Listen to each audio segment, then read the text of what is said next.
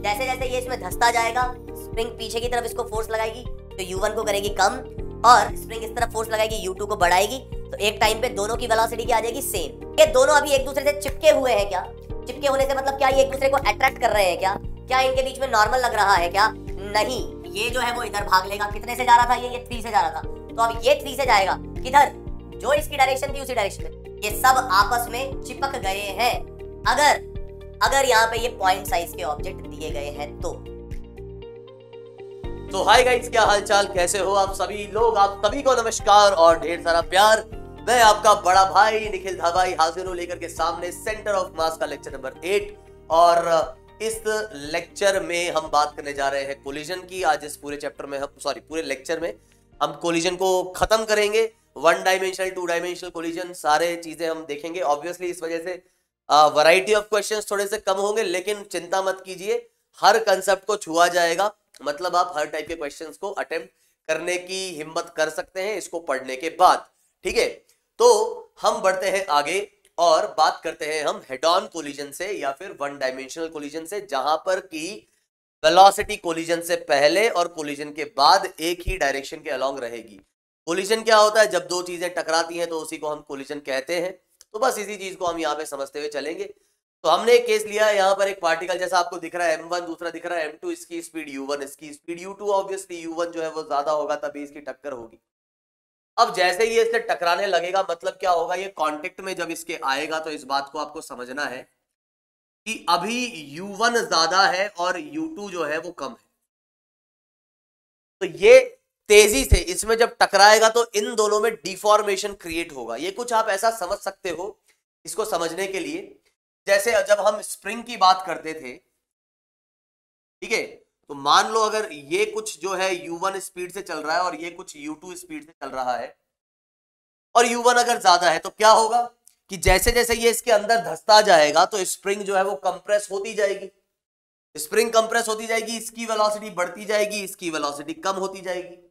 And eight maximum compression मैंने आपको समझाया था कि अगर अभी U2 कम है और U1 ज्यादा है, ठीक है, मैंने क्या कहा कि U1 ज्यादा है और U2 जो है वो कम है। जैसे जैसे ये इसमें धंसता जाएगा, स्प्रिंग पीछे की तरफ इसको फोर्स लगाएगी तो U1 को करेगी कम, और स्प्रिंग इस तरफ फोर्स लगाएगी U2 को बढ़ाएगी, तो एक टाइम पे दोनों की वेलोसिटी क्या आ जाएगी, सेम। और जैसे ही दोनों की वेलोसिटी सेम आएगी उस वक्त कंप्रेशन जो है मैक्सिमम होगा, कि जैसे जब तक ये तेज चलता रहेगा तब तक ये स्प्रिंग को कंप्रेस करेगा। जैसे ही दोनों सेम वेलोसिटी पे आ जाएंगे तो अब कंप्रेशन होना बंद हो जाएगा, वो मैक्सिमम कंप्रेशन होगा, और उसके बाद स्प्रिंग वापस से खुलने लगेगी। तो इसको कहते हैं कि जब कंप्रेशन आया तो शेप में आया डिफॉर्मेशन, और जब स्प्रिंग वापस से खुलने लगी तो उसे कहते हैं रिफॉर्मेशन। ऐसी ही कुछ कहानी यहां पर स्प्रिंग नहीं है, लेकिन हर बॉडी के अंदर इलास्टिक नेचर होता है। मतलब अगर आप उसको कंप्रेस करोगे, उसको डिफॉर्मेशन वहां पे क्रिएट करोगे, तो वो अपने शेप को वापस से रिफॉर्म करने की कोशिश करेगी। जैसे मान लो भाई मैंने अपने गाल को ऐसा पिचकाया फोर्स लगा के, तो अभी ये पिचक गया है, लेकिन जैसे ही मैं यहाँ से फोर्स हटाऊंगा तो ये वापस अपने शेप को जो है गेन कर लेगा, रिफॉर्म कर लेगा, है ना। नहीं भाई, ऐसा नहीं कि तुमने पिचकाया हो पिचका ही रह गया। आई बात समझ में? तो यहां पर इस बात को समझना होगा आपको कि शेप में जब भी डिफॉर्मेशन आएगा तो रिफॉर्मेशन भी जरूर आएगा। तो जैसे ही यहां पे टक्कर होने लगेगी तो ऑब्वियसली स्प्रिंग वाले केस में ये कंप्रेशन और एक वापस से रिफॉर्मेशन जो है उसमें मतलब अच्छा खासा टाइम लग जाएगा। हम उस टाइम को मेजर कर सकते हैं।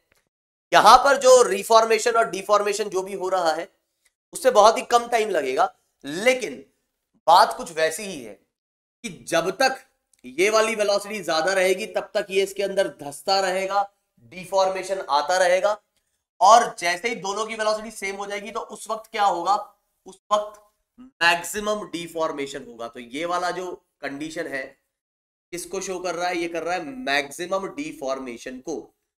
और मैक्सिमम डिफॉर्मेशन पे आप जानते हो क्योंकि दोनों की वेलोसिटी सेम है तो वही वेलोसिटी इनके सेंटर ऑफ मास की भी होगी, और इस वजह से हमने क्या बोला कि दोनों की वेलोसिटी इनके सेंटर ऑफ मास की वेलोसिटी के इक्वल है। हालांकि पूरे सिस्टम पे बाहर से कोई फोर्स नहीं लगा है, तो यहां से लेकर यहां तक या इसके पहले वाले मोमेंट पे भी जहां पे U1 कम हो रहा था और U2 बढ़ रहा था, मोमेंटम आपका कंजर्व रहेगा। तो आप इस बात को समझ के चले कि मोमेंटम आपका यहां से लेकर यहां तक क्या है, कंजर्व है। तो momentum is conserve for m1 plus m2।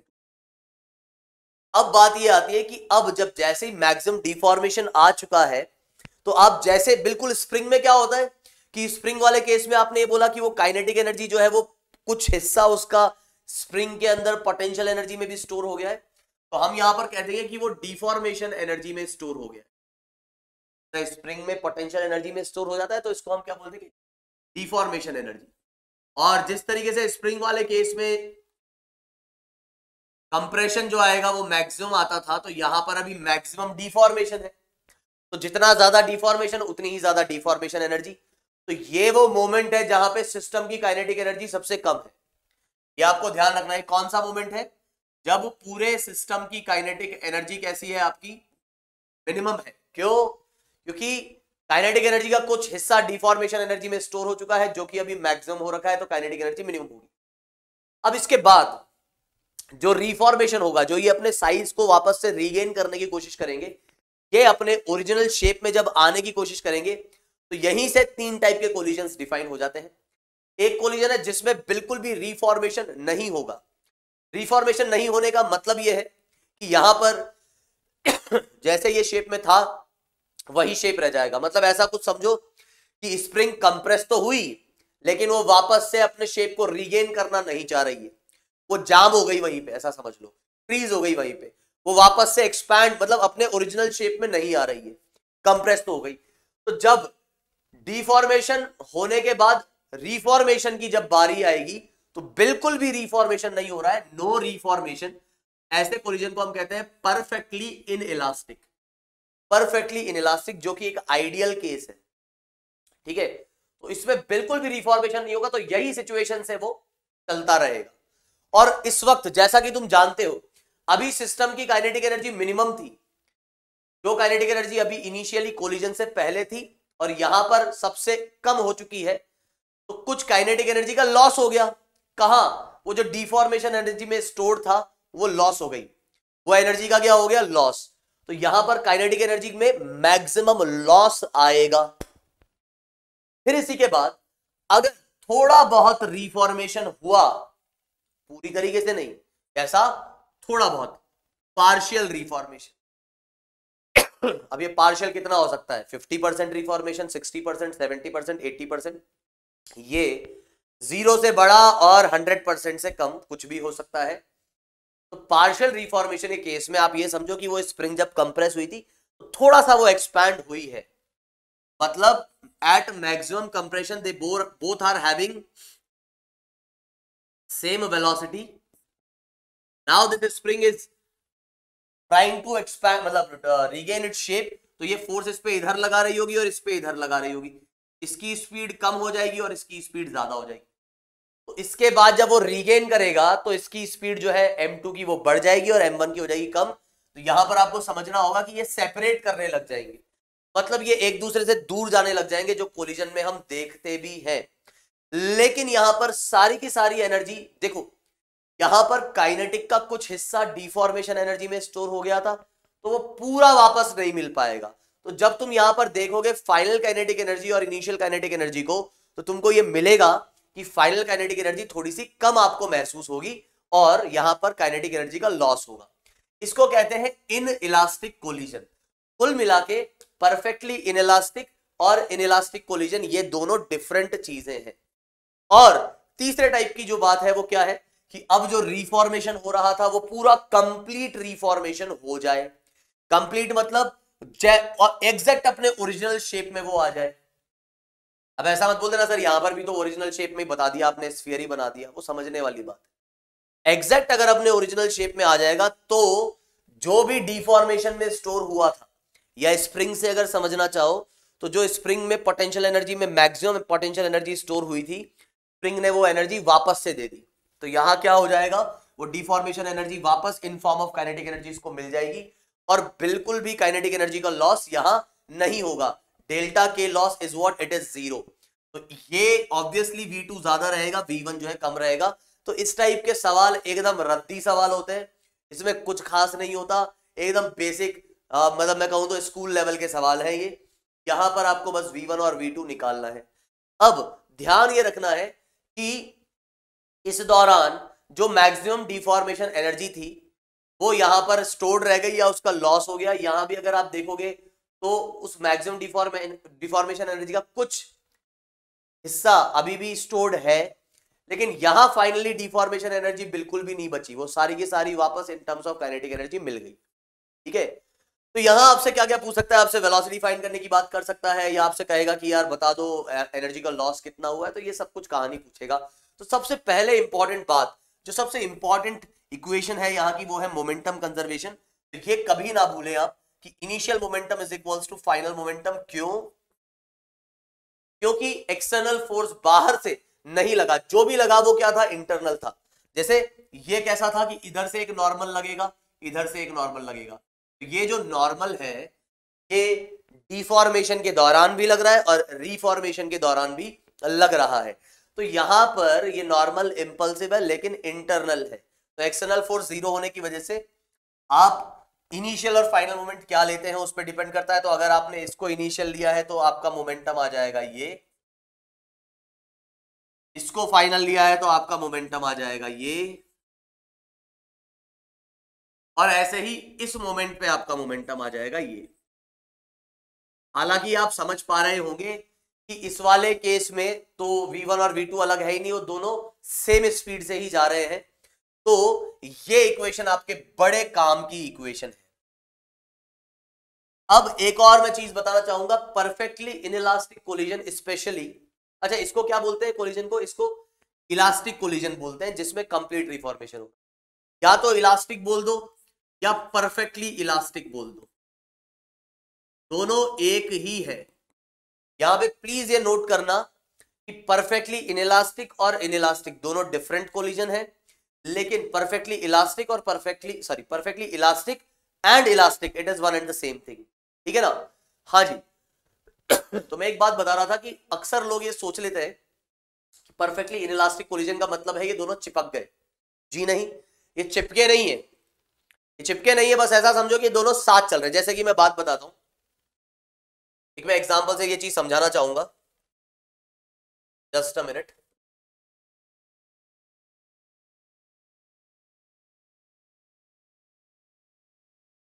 हाँ, तो एक एग्जांपल से मैं ये बात समझाना चाहूंगा, और बात ये है, जैसे मान लो मैंने कहा कि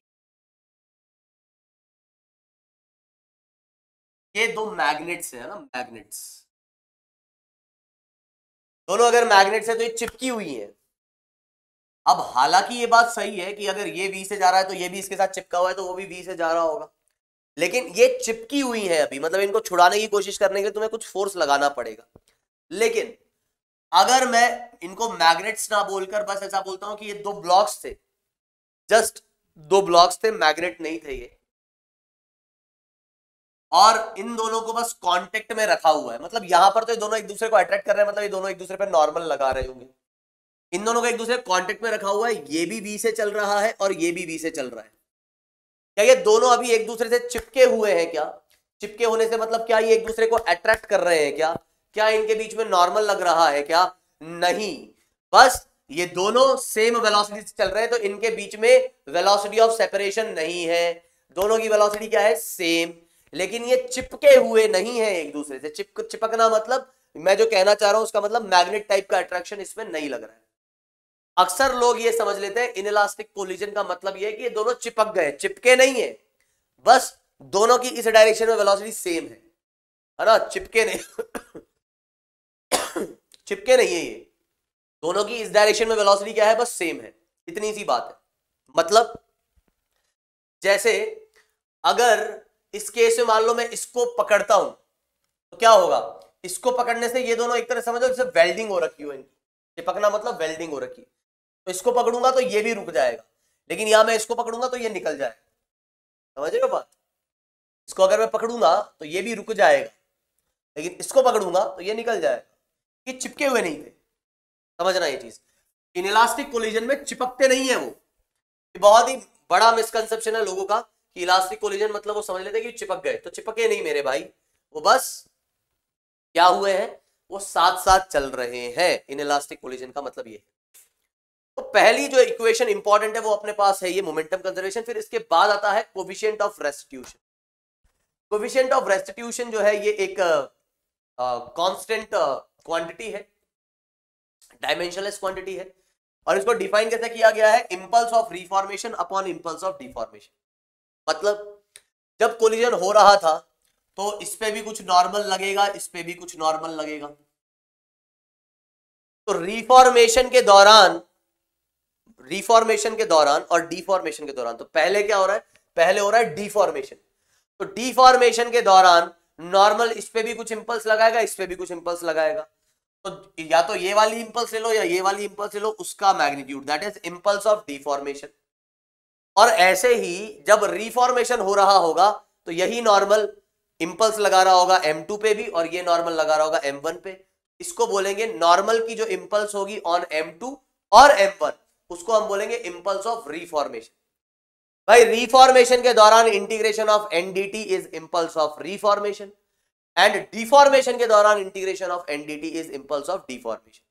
और ये सॉल्व करने पर जो रिजल्ट आता है वो आता है V separation upon V approach, जो आपको क्या बता रहा है, velocity of separation, velocity of approach.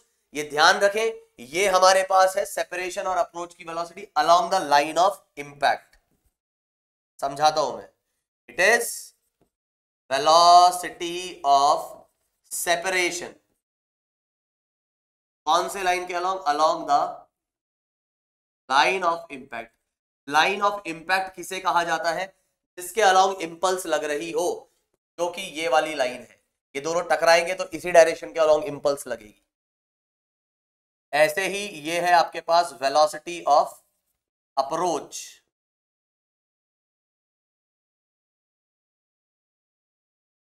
ये है velocity of approach along the line of impact. अब इसको समझो, वेलोसिटी ऑफ सेपरेशन और वेलोसिटी ऑफ अप्रोच का मतलब क्या है। सबसे पहली बात, आपको यहां पे मैग्नीट्यूड लिखना है इनका। क्या लिखना है, मैग्नीट्यूड। ये ध्यान रखना, क्या लिखना है, मैग्नीट्यूड लिखना है। मैग्नीट्यूड लिखना है तो अब सुनो, अगर मैं कहता हूं कि भाई मुझे निकालना है velocity of separation, obviously separate वो बाद में ही हो रहे होंगे, कोलिजन से पहले तो वो अप्रोच कर रहे हैं, कोलिजन के बाद वो एक दूसरे से दूर जा रहे होंगे। तो अगर इस केस में दूर जा रहे हैं तो कौन तेज चल रहा है, मुझे ये बताओ, कौन तेज चल रहा है।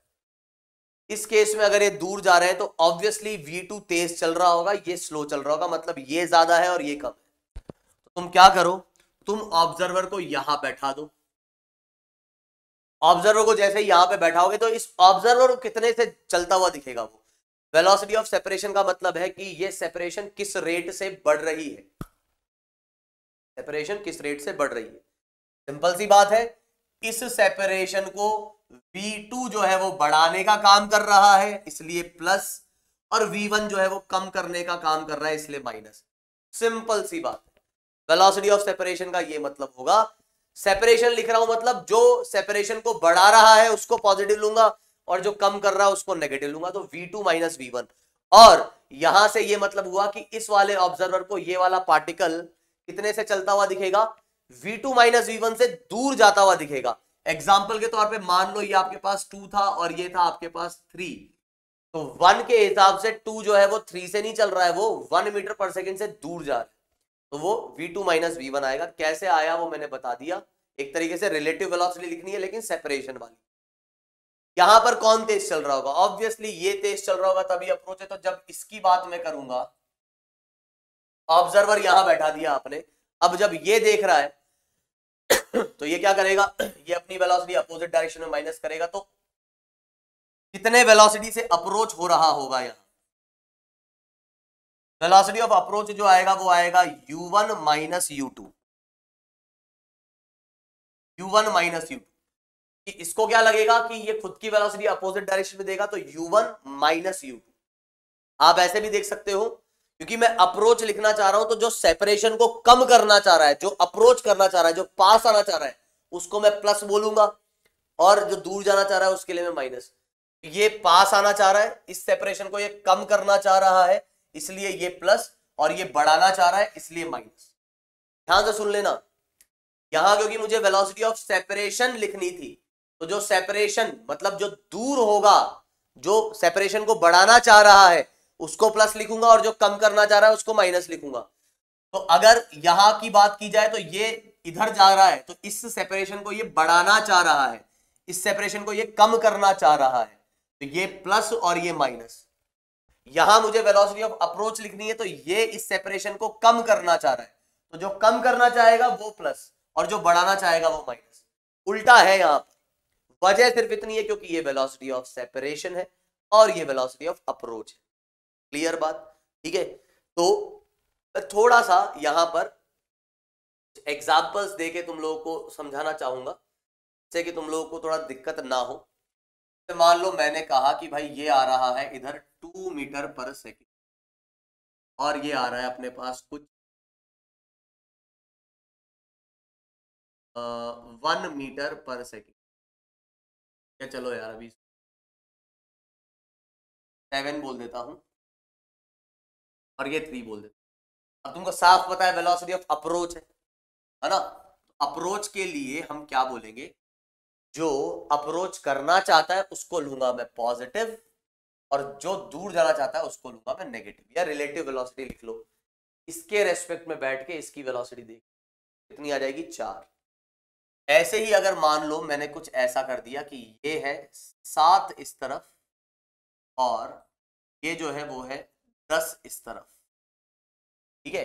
अब तुम्हें वेलोसिटी ऑफ सेपरेशन लिखनी है। सॉरी, अब पहले तो देखो क्या है, ये तेज चल रहा है तो अप्रोच कर रहे हैं, तो वेलोसिटी ऑफ अप्रोच लिखनी है ना तुम्हें। तुम ये देखो कौन सेपरेशन को कम कर रहा है और कौन बढ़ा रहा है। इन दोनों के बीच की दूरी को, अगर ये इधर जा रहा है तो ये पास जाना चाह रहा है ना भाई इसके, और ये उससे दूर जाना चाह रहा है। और क्योंकि मैं अप्रोच लिख रहा हूं तो पास आने वाले को मैं पॉजिटिव लिखूंगा और दूर जाने वाले को मैं नेगेटिव लिखूंगा। डायरेक्ट आप सीधे ऐसा भी कह सकते हो कि यार तुम इधर से आके देखो, इसके रेस्पेक्ट में बैठ के देखो, तुमको क्या दिखेगा। इसके रेस्पेक्ट में तुमको ये जो है 3 से इधर आता हुआ दिखेगा। अप्रोच कर रहा है इसलिए +3 लिख देंगे, बस। पॉजिटिव लिखना है, रिलेटिव वेलोसिटी को पॉजिटिव में लिखना है बस, और कुछ खास नहीं। एक सेपरेशन है और एक अप्रोच है। क्लियर है ये बात? ऐसे ही मान लो अगर ये जा रही होगी इधर, अब क्या ये सेपरेशन अप्रोच होता? जी नहीं, अब ये सेपरेशन होता। इधर मैं लिखता वेलोसिटी ऑफ सेपरेशन। सेपरेशन लिखना मतलब जो सेपरेशन को बढ़ाना चाहेगा उसको पॉजिटिव लिखूंगा। ये बढ़ाना चाह रहा है और ये भी बढ़ाना चाह रहा है, दोनों ही दूर जाना चाह रहे हैं, तो 17, चाहे तुम रिलेटिव वेलोसिटी देख लो 17 आ जाएगा। तो कुल मिला के ये वेलोसिटी ऑफ सेपरेशन और अप्रोच में रिलेटिव वेलोसिटी में पढ़ा चुका हूं तुम लोगों को। वही सेम कंसेप्ट मैंने बता दिया है। जिन लोगों को रिलेटिव का आइडिया नहीं है उनके लिए थोड़ा सा मैंने तरीके से चीजों को बता दिया है, ठीक है। अब सुनो, आपके पास ई का जो फॉर्मूला आ जाएगा, ई का फॉर्मूला फिर आप ये भी लिख सकते हो कि -v/u1 माइनस, ये आ गया आपके पास ई की वैल्यू। ये अगेन बहुत इंपॉर्टेंट रिजल्ट है। तो कोलिजन के अंदर बस ये 2 ही इक्वेशन इंपॉर्टेंट है। एक तो है अपनी क्या, मोमेंटम कंजर्वेशन, और एक है अपनी कौन सी, कोएफिशिएंट ऑफ रेस्टिट्यूशन। बाकी ये जो है ना एनर्जी का, काइनेटिक एनर्जी कंजर्वेशन, वो कंजर्वेशन, ये फालतू की चीजें, वो कभी मत लगाना यार, ठीक है। मतलब किसी केस में अगर काम में आ रहा है तो लगाना, अदरवाइज ई अगर दे रखा है तो भाई साहब ऐसे ही लगाना है इसको, ठीक है। तो ये 2 इक्वेशन हम लगाएंगे और ई की जो वैल्यू है उसी पे डिपेंड करता है कि किस टाइप का कोलिजन है। ई की वैल्यू अगर 1 है तो अपना कोलिजन होगा इलास्टिक या फिर परफेक्टली इलास्टिक, ये याद रखना है। ई की वैल्यू अगर इलास्टिक, परफेक्टली इलास्टिक एक ही होता है। परफेक्टली इलास्टिक और इलास्टिक के लिए ई की वैल्यू कितनी है, 1, जिसमें काइनेटिक एनर्जी का लॉस नहीं होता है। इन इलास्टिक कोलिजन में ई की वैल्यू 0 से बड़ी और 1 से छोटी होगी, मतलब 0 और 1 के बीच में लाई करेगी। और परफेक्टली इन इलास्टिक कोलिजन में ई 0 आ जाएगा।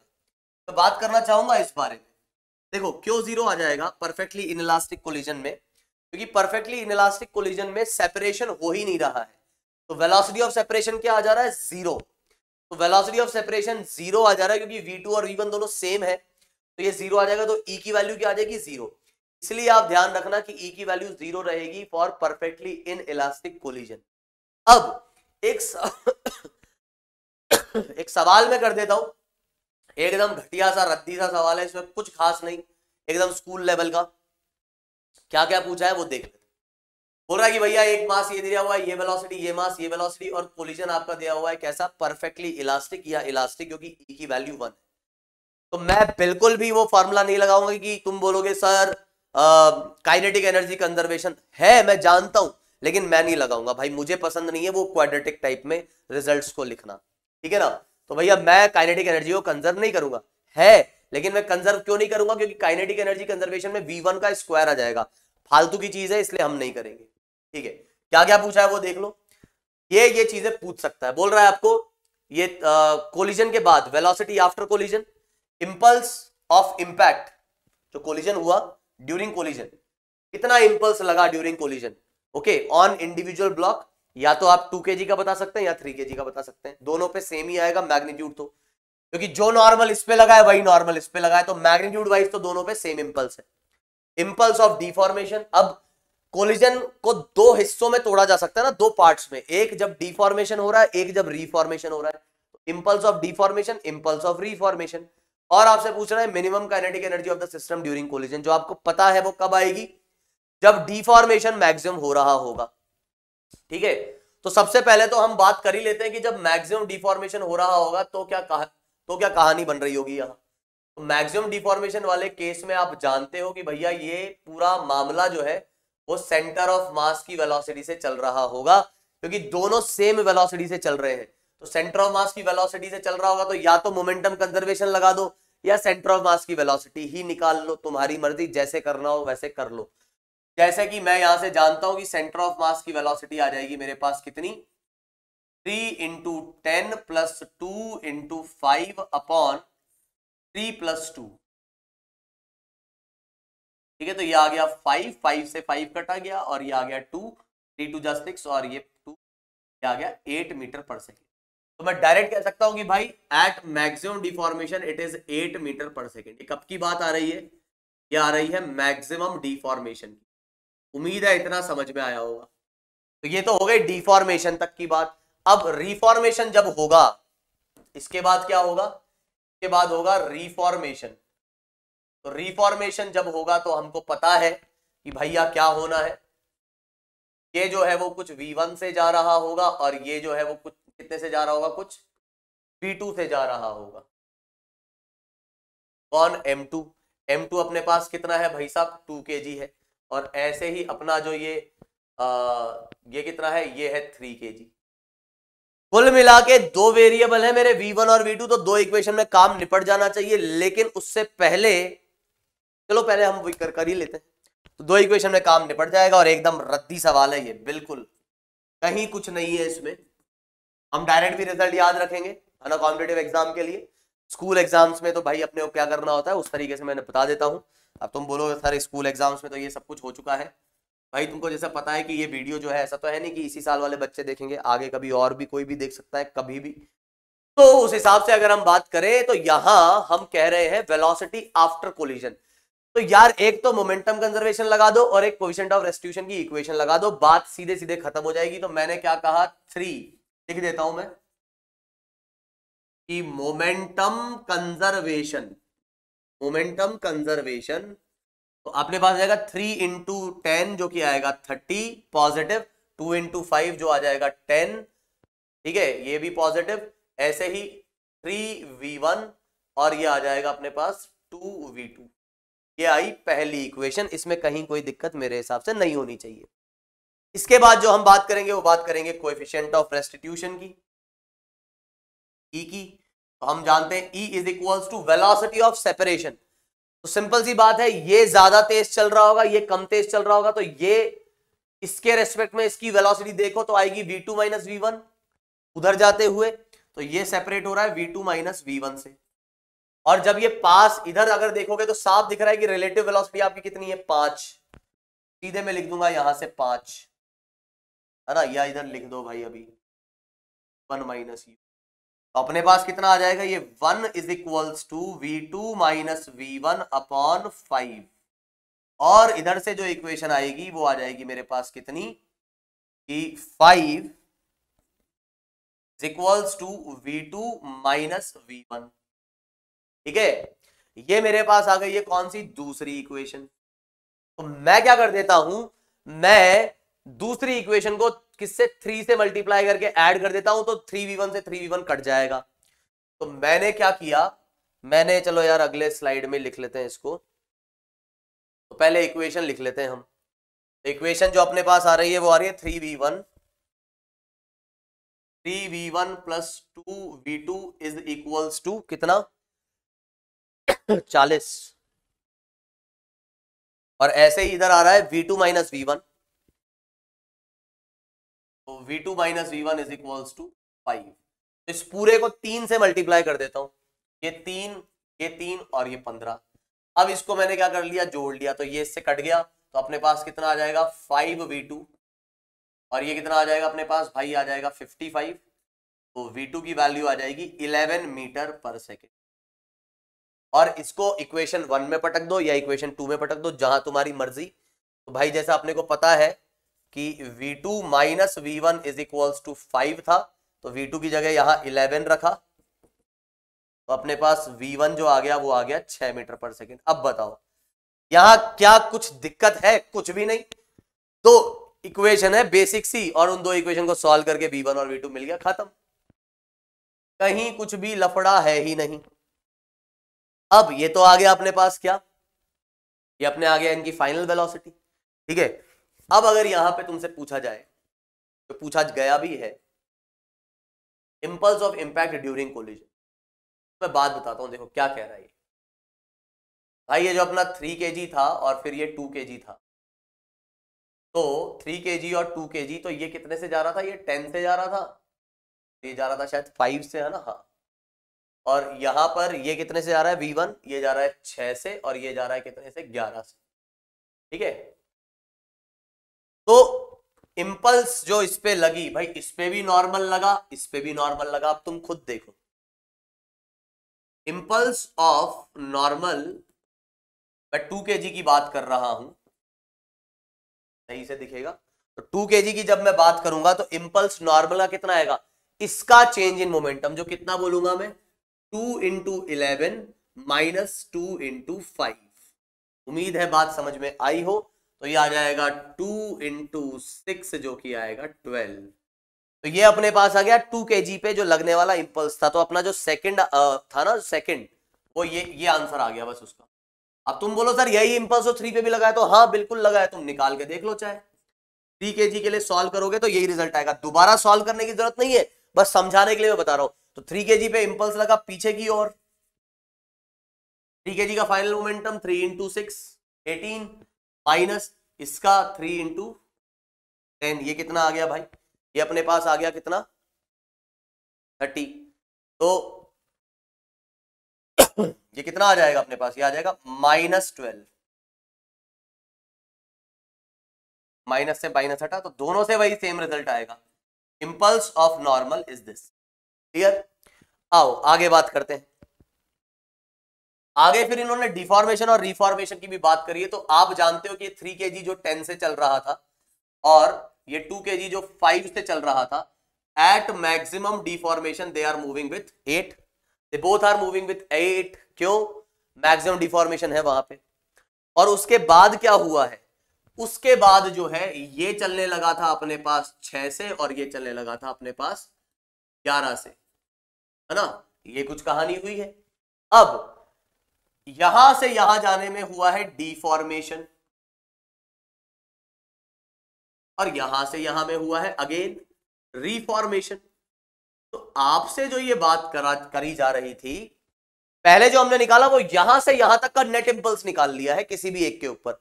अब इधर से इधर का इंपल्स अलग और इधर से इधर का इंपल्स अलग। तो इंपल्स ऑफ डिफॉर्मेशन में सीधे ऐसा लिख देता हूं, अब एनडीटी करके मैं नहीं लिख रहा, या लिखना है तो यार लिख दो आप कि इंपल्स ऑफ एनडी। एनडी क्यों बोल रहा हूं, डिफॉर्मेशन वाला नॉर्मल। किसकी बात कर रहा हूं मैं, 2 kg वाले की बात कर ले रहा हूं, क्योंकि मुझे मैग्नीट्यूड निकालना है। तो 2 kg की वेलोसिटी कितनी हो गई, 8 हो गई फाइनल, यहां से यहां, तो ये फाइनल है ये इनिशियल है, तो 2 इंटू 8 माइनस 2 इंटू 5, तो ये हो गया 16 माइनस 10, जो अपने पास आ गया 6। क्लियर, ये निपट गया यहीं से। ऐसे ही अगर आपको वही 2 kg लेके चलना है और आपको निकालना है इंपल्स ऑफ रिफॉर्मेशन, एक तरीका तो ये है ही, एक ई से भी निकाल सकते हैं क्योंकि आप जानते हैं E is equals to E impulse of deformation upon impulse of reformation. एक बार देख लेते हैं, मैं इसी तरीके से निकाल लेता हूं। तो रिफॉर्मेशन मतलब यहां से यहां, तो 2 इंटू 11 माइनस 2 इंटू 8, ठीक है। तो ये आपने अपने पास कितना आ जाएगा, ये आ जाएगा 6। देखो क्या डिफॉर्मेशन और रिफॉर्मेशन की इंपल्स सेम नहीं आई, और हमने जो पढ़ा है कि E is equals to deformation sorry reformation upon deformation, तो देखो भाई ये 1 आ जाएगा कि नहीं, तो E अपना 1 था ही था। क्लियर। तो ये मैंने एक तरीके से प्रूव भी कर दिया है कि impulse of deformation sorry reformation upon deformation is equals to E, ठीक है। और लास्ट जो आपसे पूछा था इस सवाल में, वो पूछा था maximum kinetic energy of the system during the collision, minimum kinetic energy sorry. तो मिनिमम काइनेटिक एनर्जी तो भाई ये रही, सीधे यहीं से लिख देता हूं मैं, वो आ जाएगी हाफ टोटल मास जो है आपका 5, 3 + 2 और 8 का स्क्वायर, खत्म, ठीक है। तो अपने पास ये आ जाएगा सीधे सीधे रिजल्ट, ठीक है। तो कितना आ जाएगा ये 8 इंटू 4, वो 4 से गया तो 8 5 40 और 160 जूल, ये इतना आपके पास आंसर आ जाएगा।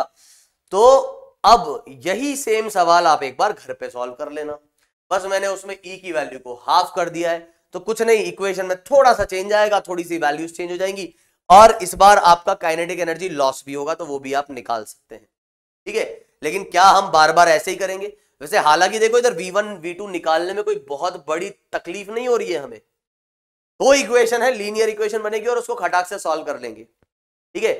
फिर भी टाइम बचाने के लिए फॉर कॉम्पिटिटिव एग्जाम हमारे पास ये फॉर्मूला है जो आपको याद रखना है कि अगर आपका जनरल केस की आप बात करें कि भाई कोलिजन हो रहा है, कोएफिशिएंट ऑफ रेस्टिट्यूशन आपका E है, तो डेफिनेटली आप मोमेंटम कंजर्वेशन ऐसे ही लगाएंगे, E की वैल्यू आप ऐसे ही लिखेंगे, तो ये पहली इक्वेशन, ये दूसरी इक्वेशन, और जब आप पहली इक्वेशन और दूसरी इक्वेशन को सॉल्व करेंगे तो आपका V1 कुछ निकलेगा ये और V2 कुछ निकलेगा ये। अब तुम बोलोगे सर ऐसे घटिया से रिलेशन को याद करने से बेटर तो यही है कि हम बार बार वैसे ही सॉल्व कर ले, है ना, क्योंकि ये रिलेशन याद करने में हमको पसीना आ जाएगा। मैं कह रहा हूं यार बड़ा काम का रिलेशन है, याद रख लेना, मतलब ये फॉर्मूला जो है सर, लेकिन दो है यार, कंफ्यूज होते रहेंगे। मैंने कहा तुम एक याद रख लो, दूसरा अपने आप याद हो जाएगा। कैसे, वो सुनो। ये आपने क्या देखा, इसको बस याद रख लो। यहाँ पे ये M1 E M2, E क्या है, coefficient of restitution, M1 M2 क्या है आपको पता ही है, U1 M1 + M2 1 + E M2 U2 upon M1 + M2। अब तुम बोलोगे सर लेकिन यार इस फॉर्मूले में तो आप तो ये मान के चल रहे हो ना ये ऐसे ही मूव हो रहे, अगर ये इधर मूव कर रहा हो तो क्या करूंगा? कुछ नहीं यार, U2 को नेगेटिव रख देना, सिंपल है। अगर ये इधर मूव कर रहा होगा तो U2 को क्या रख देना, U2 को नेगेटिव रख देना, बात खत्म, ठीक है। और बस ये ध्यान रखो कि हमने ये फॉर्मूला तब निकाला है जब ये वाली डायरेक्शन पॉजिटिव है, और अगर सॉल्व करते वक्त तुम्हारा इनमें से कोई एक नेगेटिव आ जाता है या पॉजिटिव आ जाता है, इसका मतलब वो फिर अपोजिट डायरेक्शन में जा रहा होगा। तो ये वाली डायरेक्शन हमने पॉजिटिव मानी है, मतलब अगर पॉजिटिव आया तो ये इधर जा रहा होगा, नेगेटिव आया तो इधर जा रहा होगा, इतनी सी बात है, ठीक है। तो एक है याद रख लो। देखो अब इसमें कुछ ज्यादा खास नहीं है, डिनोमिनेटर में तो M1 + M2 M1 + M2 आना ही है, पहली टर्म U1 वाली, दूसरी टर्म U2 वाली। तो देखो एक तो ऐसे याद रख लेना कि U1 और U2 अलग अलग लिख लिया, डिनोमिनेटर में M1 + M2 आ रहा है, अब नीचे M1 + M2 है मतलब kg है, तो ऊपर भी kg होना चाहिए। यह आ रहा है E का कोई डायमेंशन या यूनिट होता नहीं, तो इसको याद रख लेना M1 - E M2। भाई पहले हम 1 की बात करें इसलिए 1 - 2, M1 - E M2, माइनस पहले आ रहा है, बाद में जब आप देखोगे तो प्लस आ रहा है 1 + E M2, M1 नहीं आ रहा यहां पर। अब ये याद है, ये अगर याद है तो अच्छा सर ये आया कैसे? भाई बताया तो सही, इन दोनों इक्वेशन को लीनियरली सॉल्व कर लो। जैसे कि V2 की वैल्यू जो है तुम्हारी क्या आ जाएगी, V2 की वैल्यू आ जाएगी तुम्हारे पास V1 + E U1 - U2, उठा के इस वैल्यू को यहां पे पटक दो और V2 निकल जाएगा तुम्हारा, जैसे ही V2 निकले V1 निकल जाएगा। हाँ जी, तो मैं क्या कह रहा था कि अगर V1 की वैल्यू आपको पता है तो आप V2 कैसे निकालोगे? ये फॉर्मूला आपने रट लिया, तो ये रटने की जरूरत नहीं, कैसे, बस जहां जहां 1 है वहां वहां 2 लगा दो, जहां जहां 2 है वहां वहां 1 लगा दो। देख लो मैंने इसको लिखा भी उसी तरीके से, यहाँ 1 था तो यहाँ 2, इधर 2 था तो इधर 1, इधर 1 था तो इधर 2। ये तो 1 वाला वो चीज है, M1 M2 और U1 U2 की बात कर रहा हूँ। ये एज इट इज M2 की जगह M1, U2 की जगह U1।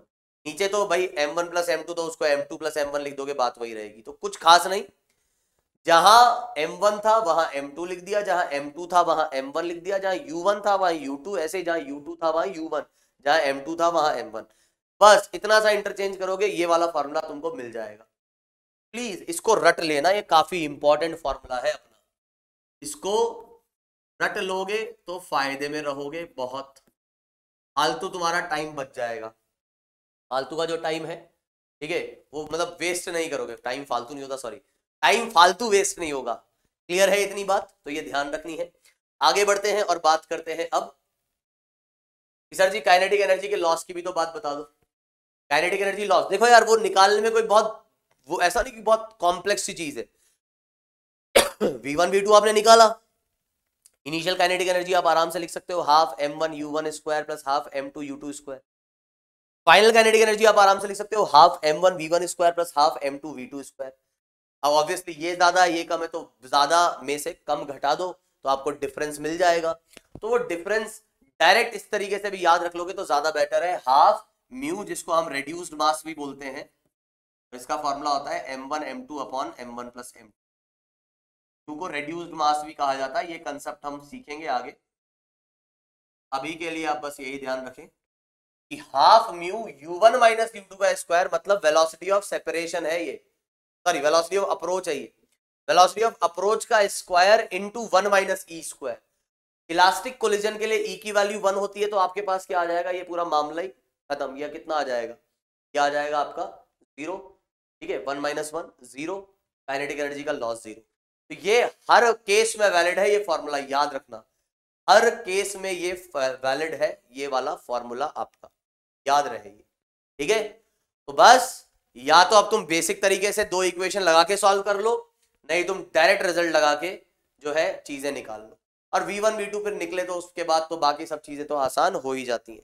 ये मैंने बता ही दिया है कि अगर वो नेगेटिव आ जाएगा तो इसका मतलब डायरेक्शन उसने चेंज की होगी। अब कुछ रिजल्ट है जो आपको ध्यान रखना है, बड़ा ही इंपॉर्टेंट रिजल्ट है, बहुत ही ज्यादा इंपॉर्टेंट, कि अगर हेड ऑन कोलिजन में, वो भी कैसा, इलास्टिक कोलिजन है, इसमें मास आपका कैसा है, सेम, मतलब E की वैल्यू 1 है और M1 M2 दोनों सेम है। जरा आप देखो, E की वैल्यू अगर आप क्या करने वाले हो, आप 1 डालने वाले हो और M1 M2 आप सेम डालने वाले हो,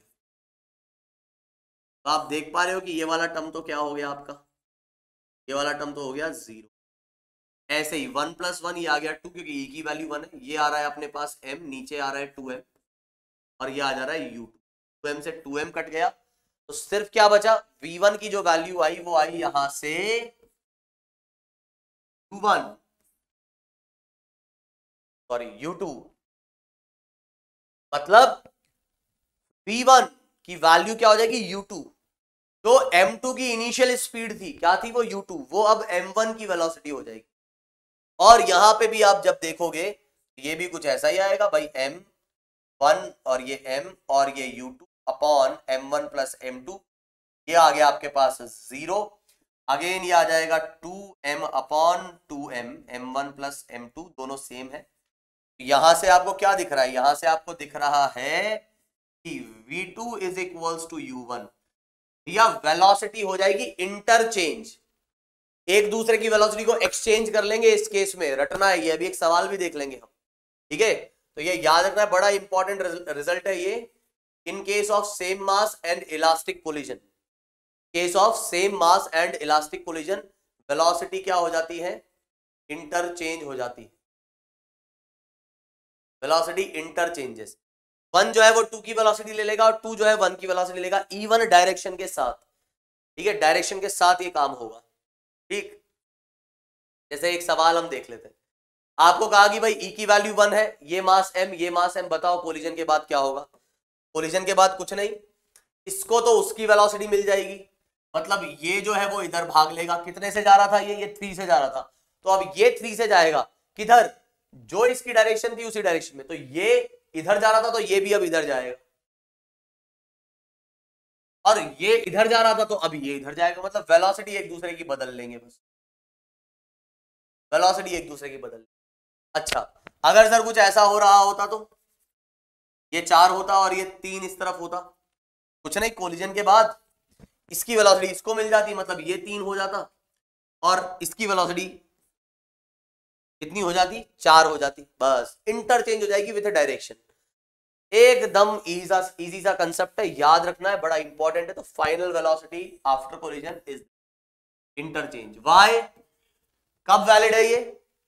ई की वैल्यू 1 होनी चाहिए और मास भी दोनों कैसे होने चाहिए, सेम होने चाहिए, तभी ऐसा होगा। अगला केस ये है कि अगर कोलिजन हो रहा है, उन दोनों में से एक जो है वो बहुत ही हैवी मास आ जाए। कोलिजन अगर दो चीजों का हो रहा है और उन दोनों में से एक जो है वो बहुत ही हैवी मास है। अब मैं ये नहीं कह रहा हूं कि M2 ही हमेशा हैवी होगा, हो सकता है जो है आपका M1 बहुत हैवी हो जाए, है ना। मैं बस ये कह रहा हूं कि भाई साहब आपका M2 जो है, कोई भी इनमें से एक बहुत हैवी है। अच्छा, अगर कोई भी बहुत हैवी है तो फिर कोलिजन कोई सा भी ले लो। ध्यान करो क्या था V2 का फॉर्मूला। V2 जो अपने पास आया था वो आया था M2 minus EM1 U2 upon M1 plus M2, ठीक है, 1 plus E M1 U1 upon M1 plus, ठीक है। तो ये कुछ अपने पास मामला आ रहा था। अब हम ये कह रहे हैं कि यार ये M2 जो है ना, ये बहुत ही बड़ी वैल्यू है। M2 कैसी वैल्यू है? M2 जो है वो अपने पास बहुत ही ज्यादा बड़ी वैल्यू है, ठीक है। तो यहां M2 में अगर कुछ सब्ट्रैक्ट भी कर दोगे तो उसको कुछ असर नहीं पड़ेगा, ये लगभग M2 ही रहेगा। Why? Because of this case, approximation लगा रहा हूं। M2 में कुछ ऐड कर दोगे तो भी उसको कोई फर्क नहीं पड़ेगा, क्योंकि वो लगभग M2 ही रहेगा। ये आपके पास आ गया कितना, U2, तो ये तो कैंसिल हो गया ऑलमोस्ट, है ना। अप्रोक्सीमेशन लगा रहे, ध्यान से सुनना, क्योंकि M2 आपका बहुत बड़ा है और M1 उसके कंपैरिजन में बहुत छोटा है, ठीक है। जैसे मान लो 2000 किलोग्राम में से 1 ग्राम कम कर दिया, तुम्हें कुछ फर्क पड़ेगा? नहीं पड़ेगा, ठीक है। तो यहां पर ये चीज आ गई प्लस।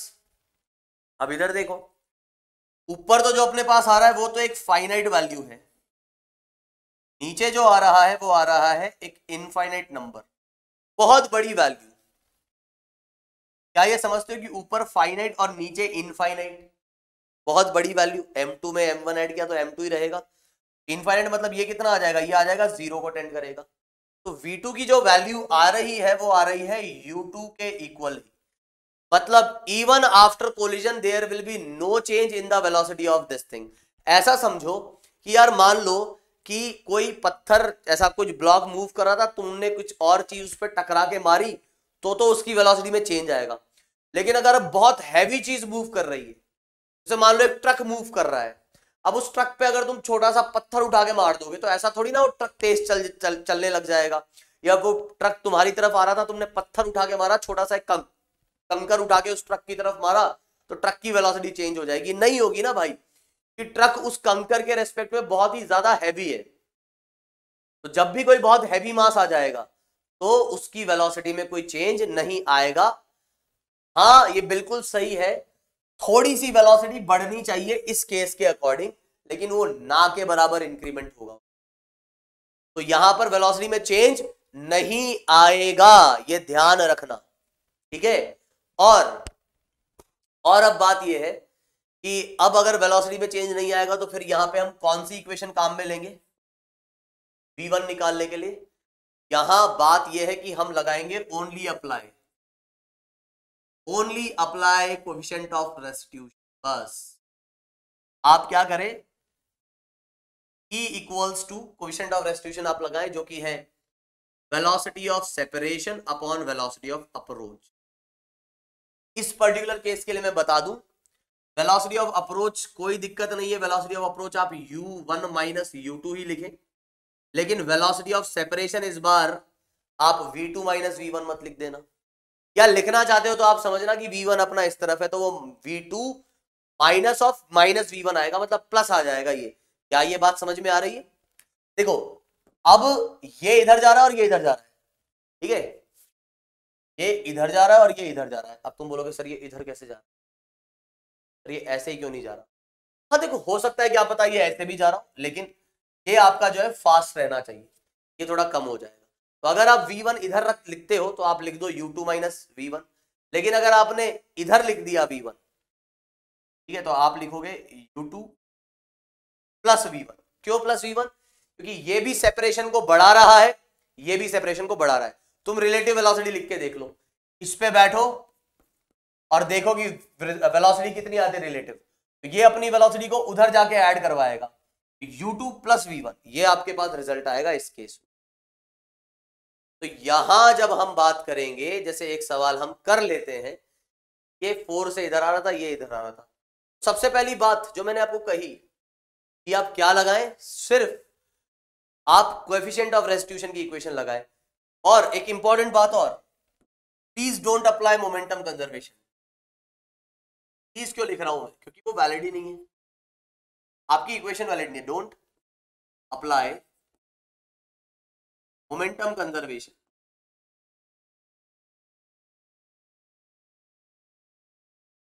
का मतलब ये नहीं कि मोमेंटम कंजर्व नहीं है, मोमेंटम कंजर्व है, लेकिन अप्लाई ना करें।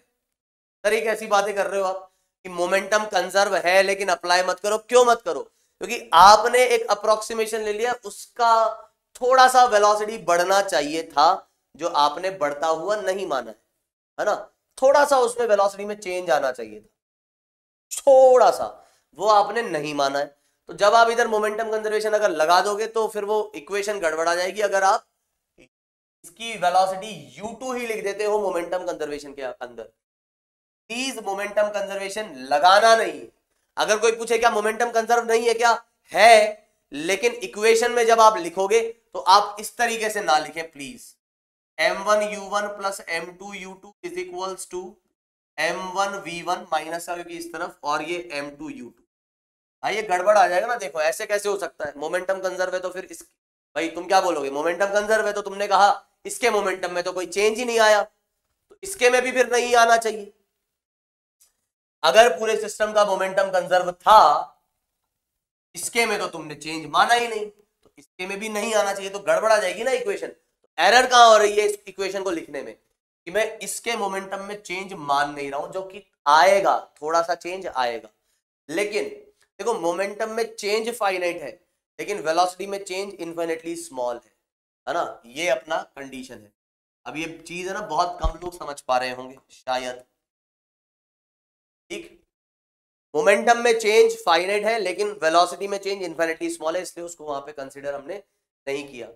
बात बस इतनी सी है कि यार ये V2 को U2 के एकदम एग्जैक्ट लिख देना, ये गड़बड़ मामला है ना, एकदम एग्जैक्ट तो नहीं ना, थोड़ा सा ज्यादा है ना, तो बस वहीं पे गड़बड़ है। ठीक है, चलिए, जब भी ऐसे सवाल आए और आपको कह दे, अच्छा पता कैसे लगेगा कि सर वो हैवी है? बोलेगा वो कि मान लो कैपिटल M, या तो ऐसा बोल देगा या ऐसा कह देगा कि it is a heavy mass. Heavy mass मतलब इसकी वेलोसिटी को कोई छेड़ ही नहीं सकता। आफ्टर कोलिजन क्या कहेंगे हम? आफ्टर कोलिजन हम कहेंगे कि भैया ये तो अभी भी कितने से जा रहा होगा, 6 मीटर पर सेकंड से ही जा रहा होगा। और अब आपको समझना है इस बात को कि अगर इसको सेपरेट होना है तो ये इधर जाके तो सेपरेट हो नहीं सकता। तो ऐसा प्लीज ना कर देना कि तुम बोलो सर ये इधर जा रहा है आफ्टर कोलिजन। क्यों कि सर वो इधर ही मानते थे ना, आप तो V1 इधर ही लेते थे। यार अब आपको समझना चाहिए कि अगर वो सेपरेट हो रहा है तो आप इसको इधर माने। सर फिर भी मैंने तो अलग ले लिया, तो क्या करें? अलग ले लिया तो यार तुम्हारी आंसर में नेगेटिव साइन आ जाएगा और कुछ नहीं, उससे कोई फर्क नहीं पड़ेगा, टेंशन नहीं लेनी। मैंने कह दिया कि भाई ये V1 से इधर जा रहा है ना, V1 से अगर इधर जा रहा है तो हम क्या कहेंगे? बस अब एक इक्वेशन लगानी है ऐसे केसेस में, that is coefficient of restitution. ऐसे केसेस में हमको लगाना है सिर्फ और सिर्फ कोएफिशिएंट ऑफ रेस्टिट्यूशन। क्या बोलेंगे हम? E इज इक्वल टू, पहले मैं वेलोसिटी ऑफ सेपरेशन लिख लेता हूं भाई। इन दोनों में से सेपरेशन को कौन बढ़ा रहा है? ये बढ़ा रहा है और ये कम करना चाह रहा है, क्योंकि ये इसको अप्रोच कर रहा है, ये इससे दूर जा रहा है, तो प्लस V1 माइनस 6। नहीं समझ में आता है तो तुम क्या करो, इस पे बैठ के देख लो, रिलेटिव वेलोसिटी निकालोगे तो यही तेज होना चाहिए। तो V1 माइनस 6 करके आपकी रिलेटिव वेलोसिटी आएगी, उसका मैग्नीट्यूड आएगा, और ऐसे ही अप्रोच, जो अप्रोच करेगा वो आपका पॉजिटिव होना चाहिए। तो इन दोनों में दोनों ही अप्रोच कर रहे हैं, तो इसलिए 4 + 6 10। अप्रोच लिखते वक्त जो अप्रोच कर रहा होगा उसको पॉजिटिव लिखना है, और जो सेपरेट कर रहा होगा उसको नेगेटिव लिखना है। और सेपरेशन वाले वक्त पे जो सेपरेशन बढ़ा रहा होगा उसको पॉजिटिव और जो अप्रोच कर रहा होगा वो नेगेटिव। यहां से आपका जो ई की वैल्यू आएगी V separation by V approach, e आपको गिवन है आधा and this is V1 minus 6 upon 10, कटा ये आया 5, V1 minus 6 is equal 5 and V1 is 11। खत्म, 11 आ गया सीधे सीधे। अब यार इसी में बहुत सारे सवाल, अब ऐसा मत बोला सर एक सवाल और दो, दूसरा सवाल, वो ऐसे ही सवाल होंगे बस। तभी हो जाएगा कि ये हैवी हो गया तो फिर इसकी वेलोसिटी में चेंज, इसको 4 ही रखना और उसकी वेलोसिटी उधर V2 मान लेना, सेपरेशन हो जाएगा V2 माइनस 4, अप्रोच तुम्हारी वही 10, आंसर आ जाएगा यहाँ से। इस तरीके से आप इन सवालों को कर सकते हैं सॉल्व। तो ये आपके पास जो है ये क्या हुआ, ये हुआ आपका इस टाइप के कोलिजन। हेड ऑन कोलिजन की हमने बात करी है ना। अब हेड ऑन कोलिजन में एक और चीज मैं बताना चाहूंगा, मान लो इसमें अगर तुम्हें कहता है कि ये कोलिजन जो था वो इन इलास्टिक था। इन इलास्टिक था मतलब क्या हो जाएगा, ये आके इन दोनों की वेलोसिटी सेम होगी, इसकी चेंज नहीं हो सकती। 6 से चलेगा तो ये भी चिपक के इसके साथ 6 से चल रहा होगा। चिपक एक्चुअली में वो चिपक नहीं रहा है, बस वो साथ चल रहे हैं, इधर 6 से चलने लग जाएगा, ये ध्यान रखना। इस केस में भी अगर मैं कहूं कि अपने पास मान लो ये हैवी है और इन इलास्टिक कोलिजन है, परफेक्टली इन इलास्टिक, ये आएगा इस पे चिपक लेगा और दोनों U2 से चलने लगेंगे, ठीक है। इस केस में अगर मैं कहूं मान लो कोलिजन तुम्हें कह देता है inelastic, perfectly inelastic, e की वैल्यू 0 बोल देता है, ई की वैल्यू 0 बोल देगा तो ये दोनों क्या होंगे, वो जो मैक्सिमम कंप्रेशन पे जो कमाल होता था ना बस वो होने लग जाएगा। क्या होगा यहाँ पर कि भाई ये दोनों कितने वेलोसिटी से चलने लगेंगे, सेंटर ऑफ मास की वेलोसिटी से। कितनी है वो है m into 4 minus 3m upon 2m, मतलब ½ मीटर पर सेकेंड से ये चलने लग जाएंगे। मतलब आपको ये ध्यान रखना है कि अगर ये इनइलास्टिक कोलिजन है, परफेक्टली इनइलास्टिक कोलिजन है, तो बस वो दोनों साथ साथ चलने लगेंगे, मोमेंटम कंजर्व करके वो आप वेलोसिटी निकाल सकते हो बड़ी आसानी के साथ। आइए तो अब हम बात करने जा रहे हैं ऑब्लिक कोलिजन की, ठीक है। सारी तुम लोग सोच रहे होंगे सर आज बड़ा फास्ट पढ़ा रहे हो यार, है ना, क्या करें यार, अपने कोर्स भी तो कंप्लीट करवाना है, ठीक है। नहीं पता लगे हमारी 12th शुरू हो जाए, कोर्स ही अपना खत्म नहीं हो पाए, ठीक। तो एक बार अगर किसी को थोड़ा सा ऐसा लग रहा है तो उसको वापस से रिपीट करते हुए देखना और कमेंट सेक्शन में मुझे जरूर ये बताना ये स्पीड तुम लोगों को सूट कर रही है कि नहीं। अगर कर रही है तो हम डेफिनेटली इसी स्पीड से पढ़ते हुए आगे बढ़ेंगे जिससे कि कोर्स अपना खत्म हो पाए, और नहीं कर रही है तो लिख देना नहीं सर थोड़ा सा स्लो पढ़ाओ, तो हिसाब से भी हम देख लेंगे, ठीक है। चलिए तो अभी हम बात करने जा रहे हैं किसकी, ऑब्लिक कोलिजन की। ऑब्लिक कोलिजन मतलब अब जो कोलिजन है वो 2 डायमेंशनल हो चुका है। अब ऑब्लिक कोलिजन में कई बार तो क्या है ना, आपको पार्टिकल का जो साइज है, मतलब ऑब्जेक्ट जो है उसका साइज के बारे में कुछ इंफॉर्मेशन नहीं दी गई होगी, पार्टिकल टाइप के या पॉइंट साइज ऑब्जेक्ट्स आपको दिए गए होंगे। जैसे ये एक m और एक ये 2m, मान लो ये आपको दिया गया है कि ये था रेस्ट पे और ये आया इससे टकराया, टक्कर खाने के बाद ये इधर चले गया और 2m इधर चले गया। m जो था वो V2 से इधर निकल गया और 2m जो है V1 से इधर निकल गया। कई बार होता है ना कि आपने ऐसा टक्कर मारी, जैसे मान लो आप बिलियर्ड्स खेल रहे हो तो आपने मारा उसको बॉल को, तो बॉल टकराएगी तो एक बॉल इधर जाएगी दूसरी बॉल उधर जाएगी, है ना, कि बॉल ऐसा रखी थी तो टक्कर खा के ये तो इधर निकल गई ये इधर निकल गई। तो इसमें क्योंकि अब आफ्टर कोलिजन या बिफोर कोलिजन जैसा भी आप देखो, मोशन जो है वो x और y प्लेन में हो रहा है, तो इसलिए इसको बोल रहे हैं 2 डायमेंशनल कोलिजन। लेकिन यहां पर भी बात वही है, क्या कि यहां आपके पास जो है मोमेंटम तो कंजर्व ही रहेगा, क्योंकि दोनों के बीच में ही लग रहे हैं फोर्स, जो भी लग रहे हैं बाहर से नहीं लग रहे। अब ऐसे क्वेश्चंस की एक खास बात ये होगी कि यहां पे कोएफिशिएंट ऑफ रेस्टिट्यूशन आपको नहीं देगा। कब? जब आपको ऑब्जेक्ट जो है पॉइंट साइज के दिए हुए, सीधे एग्जांपल से समझा रहा हूं। वजह यह है कि पॉइंट साइज का ऑब्जेक्ट देते वक्त लाइन ऑफ इंपैक्ट डिफाइन ही नहीं होगी कि कहां टकरा रहा है, कैसे टकरा रहा है। मैं समझाने की कोशिश करता हूं। जैसे मान लो अगर 2 फाइनाइट साइज के ऑब्जेक्ट दिखा दिए, तो मान लो ये रेस्ट पे था, तो ये रेस्ट पे था तो ये इससे अगर मान लो सीधे ऐसे टकराता, सीधे ऐसे टकराता, तो इसका मतलब लाइन ऑफ इंपैक्ट आपकी यही आती, नॉर्मल इसी लाइन के अलॉन्ग लगता। लेकिन अगर ये थोड़ा सा ऐसा तिरछा टकराता है, समझ रहे हो बात को आप, मतलब ये ऐसे रहा है लेकिन इधर नहीं, थोड़ा सा ऊपर ऐसे आ रहा है वो, अब वो रखा हुआ ऐसे था और वो ऐसे आ रहा है, अब आप समझो कि इनका जो कांटेक्ट आएगा वो इसके अलोंग आएगा, इस पे नॉर्मल लगेगा ऐसा और इस पे नॉर्मल लगेगा ऐसा। इस केस में ये तो इधर निकल जाएगा और ये कुछ ऐसा निकल जाएगा जो यहां हो रहा है ना। और ऐसा भी हो सकता था, ये ऐसा रेस्ट पे रखा हुआ और ये आके कुछ ऐसे टकरा जाता। आ तो ऐसे ही रहा है, या तो सीधे आके टकरा जाता या थोड़ा सा ऊपर से आके टकराता, थोड़ा नीचे से आके टकराएगा तो इंपल्स ऐसे लगेगी, इस पे ऐसे लगेगी, तो ये इधर निकल जाएगा, ये कुछ इधर जाएगा। तो ये तो आप तब बता सकते हो जब आपको साइज इनका डिफाइन करके दे रखा है कि हाँ भैया ऐसे ऐसे ही दिखते हैं। अब ये पॉइंट पार्टिकल्स है, पॉइंट पार्टिकल्स में तुम क्या बताओगे कि वो कैसे टकराए? दो पॉइंट अगर टकराएंगे तो दो पॉइंट तुम्हें क्या पता लाइन ऑफ इंपैक्ट कहाँ है? तो यहाँ लाइन ऑफ इंपैक्ट ये थी, यहाँ लाइन ऑफ इंपैक्ट ये थी, यहाँ लाइन ऑफ इंपैक्ट ये थी। लाइन ऑफ इंपैक्ट मतलब जिसके अलोंग जो है फोर्सेस आपके लगेंगे।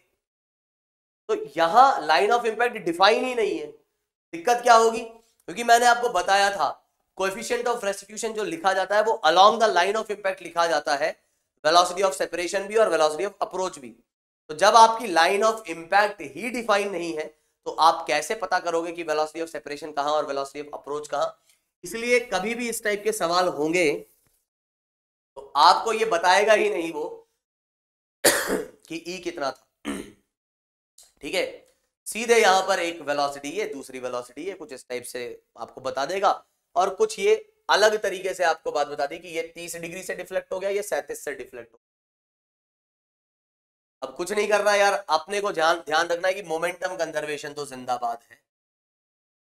मोमेंटम कंजर्वेशन अपना जिंदाबाद है। तो मोमेंटम कंजर्वेशन में हम क्या बोलेंगे? एक्स डायरेक्शन में अलग लगा देंगे और वाई डायरेक्शन में अलग लगा देंगे। एक्स डायरेक्शन में हम कहेंगे कि एक्स डायरेक्शन का initial momentum and x direction का फाइनल मोमेंटम। एक्स डायरेक्शन का इनिशियल मोमेंटम इज mu, दूसरा रेस्ट पे था, और बाद में ये जो है वो इधर चल रहा है तो इसका m v2 cos 30, ठीक है, और ऐसे ही 2m 1 sin 37। कितनी इक्वेशन आ गई अपने पास? एक इक्वेशन तो आ चुकी है, और वेरिएबल कितने? दो। दूसरा कहां से आ जाएगा? दूसरा आ जाएगा अपने पास वाई डायरेक्शन में मोमेंटम खत्म। वाई डायरेक्शन में हम क्या बोलेंगे कि वाई डायरेक्शन का initial momentum is equals to Y direction का फाइनल मोमेंटम। इस पर्टिकुलर केस में वाई डायरेक्शन में कोई मोमेंटम है ही नहीं इनिशियली, ये रुका हुआ था और ये एक्स डायरेक्शन में जा रहा था। तो वाई डायरेक्शन में यहां इसकी जब बात करूंगा तो m जो है वो v2 के कंपोनेंट sin 30 से इधर जा रहा है, तो v2 sin 30 पॉजिटिव, और ये जो है वो नीचे आ रहा है तो ये लिखूंगा मैं 2m v1 sin 37। तो आपके पास दो इक्वेशन है यहां से और दो वेरिएबल है। क्या आ जाएगा? v2 by 2 is equals to 1 by v1 और रूट, है ना? ओ सॉरी 1 sin 37 कितना आ जाएगा अपना? 3/5, और ये 2 था तो इधर 6 आ जाएगा।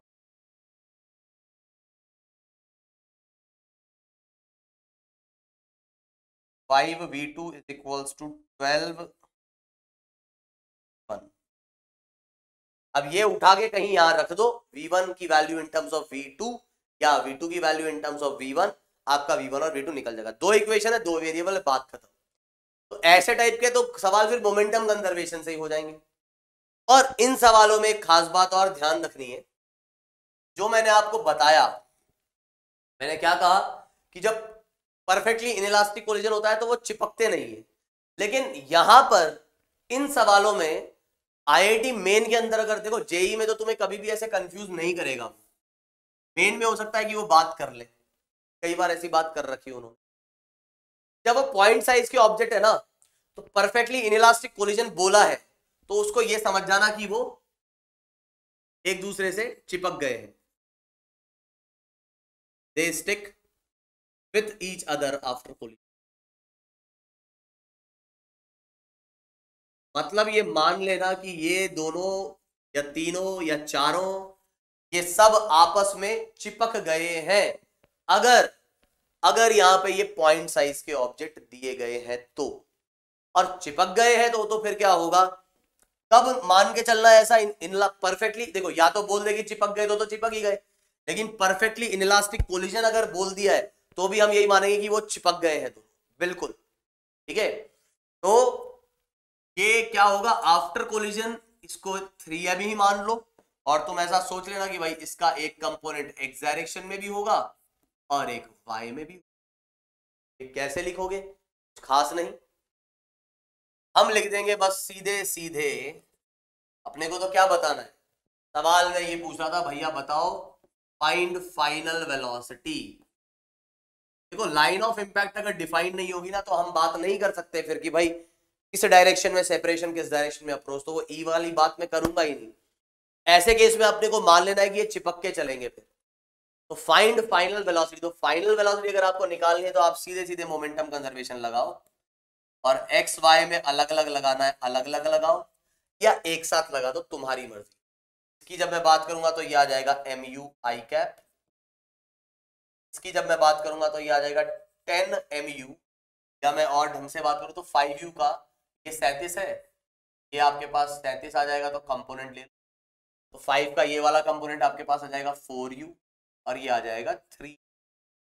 तो आपको साफ साफ दिख रहा है कि 2m 4u मतलब 8mu i कैप और 2m 3u मतलब 6mu minus j cap. This is equals to final momentum which is mass into final velocity. तो बस यहां से अभी इसको सॉल्व कर लो, तो ये आ जा रहा है अपने पास 9mu i cap minus 6mu j cap upon 3mv।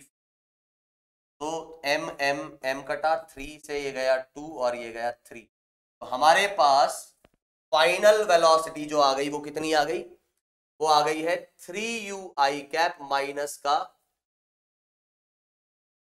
ये हमारे पास x और y कंपोनेंट दोनों निकल चुके हैं बड़े आसानी से, ठीक है।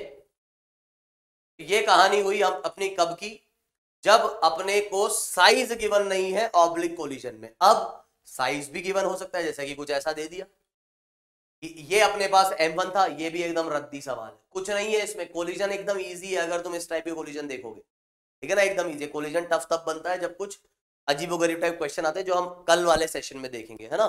तो आज मैंने भले ही कोलिजन को एक साथ निपटा दिया, लेकिन उसका टफ पार्ट तुम्हारे सामने पेश नहीं किया है ना। अब टफ पार्ट भी है कि इसको जितना तुम प्रैक्टिस करोगे ना, उससे तुमको और जो है, कल मुश्किल से हम 1 या 2 क्वेश्चन करेंगे टफ पार्ट के, लेकिन उससे तुम्हें आइडिया लग जाएगा कि क्या होगा, ठीक है। तो देखो यहां भी एकदम रद्दी है, ये कुछ नहीं है इसमें। क्या कहा मैंने कहा ये m1 ये m2, तुमने बोला ठीक है, मैंने कहा इनके टक्कर हुई। अब टक्कर हुई तो मान लो ये टक्कर ऐसी हुई, मतलब देखो ये कैसे आ रहा था, ये आ रहा था ऐसे, ये जा रहा था ऐसे, और ये वहां से आ रहा था ऐसे, मतलब कुछ मोशन ऐसा हो रहा था कि ये ऐसा आ रहा था, ये ऐसा आ रहा था, तो ये इधर आए, और अभी इनका इंपैक्ट हो गया, ये लाइन ऑफ इंपैक्ट है। आपको ये समझ में आ रहा होगा कि इधर से इस पे नॉर्मल लग रहा होगा और इधर से इस पे नॉर्मल लग रहा होगा, ठीक है। तो सिंपल सी जो बात है वो आपको ये समझनी है कि ये नॉर्मल इधर लगा, ये नॉर्मल इधर लगा। सबसे पहली बात, मोमेंटम अभी भी कंजर्व है किसी भी डायरेक्शन में, देख लो, क्योंकि एक्सटर्नल फोर्स तो है ही नहीं। देखो हमेशा सबसे पहले आपको यही देखना है कोलिजन में, एक तो मोमेंटम कंजर्वेशन और एक कोएफिशिएंट ऑफ रेस्टिट्यूशन। तो मोमेंटम कंजर्वेशन तो हर डायरेक्शन में है, और कोएफिशिएंट ऑफ रेस्टिट्यूशन आपको जो लिखना होगा तो वेलोसिटी ऑफ सेपरेशन और line of velocity of approach, वो लाइन ऑफ इंपैक्ट के अलॉन्ग लिखनी होगी, मतलब इसके अलॉन्ग। तो अब थोड़ा सा ध्यान से सुनना जो मैं कहने जा रहा हूं। m1 पे जो फोर्स लग रहा है एक्सटर्नल, वो आपका ये नॉर्मल है कि नहीं, तो आप बोलोगे बिल्कुल है। m2 पे जो एक्सटर्नल फोर्स है वो ये नॉर्मल है कि नहीं, बिल्कुल है। पूरे सिस्टम पे तो कोई एक्सटर्नल फोर्स नहीं है, लेकिन क्योंकि m1 पे आपका ये नॉर्मल एक एक्सटर्नल फोर्स है, तो यहां अगर मैं आपसे कहूं कि भाई इस नॉर्मल के परपेंडिकुलर कंपोनेंट, मतलब इस वाले कंपोनेंट की अगर मैं बात करता हूं, तो इस डायरेक्शन में जो वेलोसिटी है m1 की, उसको कोई बदल ही नहीं सकता। क्यों नहीं बदल सकता? क्योंकि इसके ऊपर जो एक्सटर्नल फोर्स है वो इस डायरेक्शन में है, इस डायरेक्शन में तो m1 का मोमेंटम कंजर्व रहेगा। क्यों रहेगा? क्योंकि इस डायरेक्शन में m1 पे कोई फोर्स नहीं लग रहा। तो आप क्या कर लेंगे ऐसे केसेस में, आप U1 के कंपोनेंट ले लेंगे। U1 का एक कंपोनेंट आएगा आपका U1 साइन थीटा और दूसरा कंपोनेंट इधर आ गया U1 cos theta 1। Line of impact के अलोंग और परपेंडिकुलर कंपोनेंट ले लो। ऐसी ही कुछ कार्यस्थानी हम कर लेंगे यहां पर। U2 का एक component along the line of impact and perpendicular to the line of impact.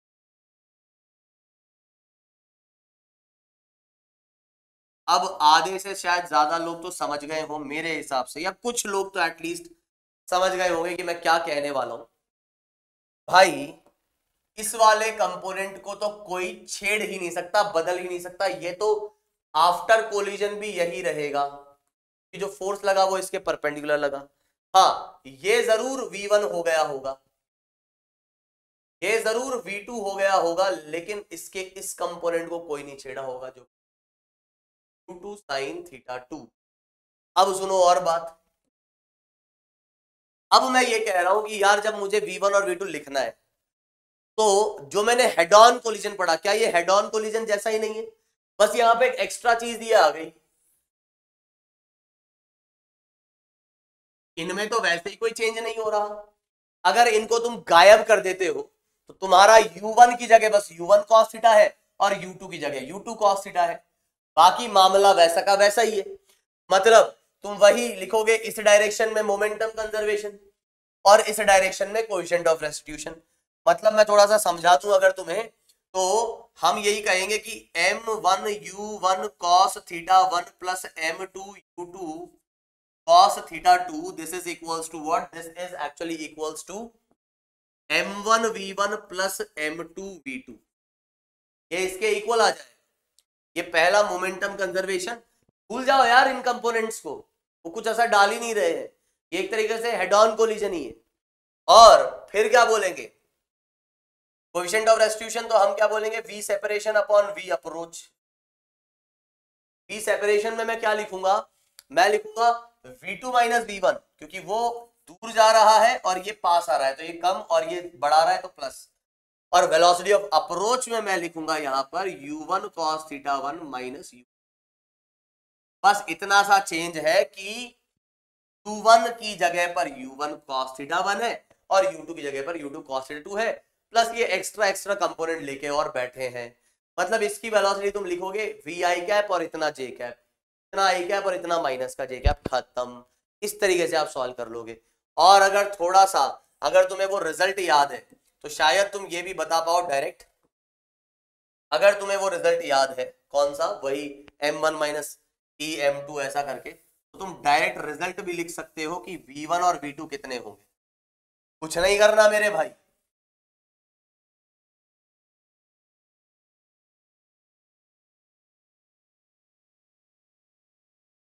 हमको क्या करना है? बस हमको सीधे सीधे लिख देना है यहां पर V1 is equals to M1 minus E M2। U1 की जगह बस U1 cos थीटा 1 आ जाएगा अपॉन M1 प्लस M2। याद है वो फॉर्मूला? याद कर लेना, बड़ा काम का है।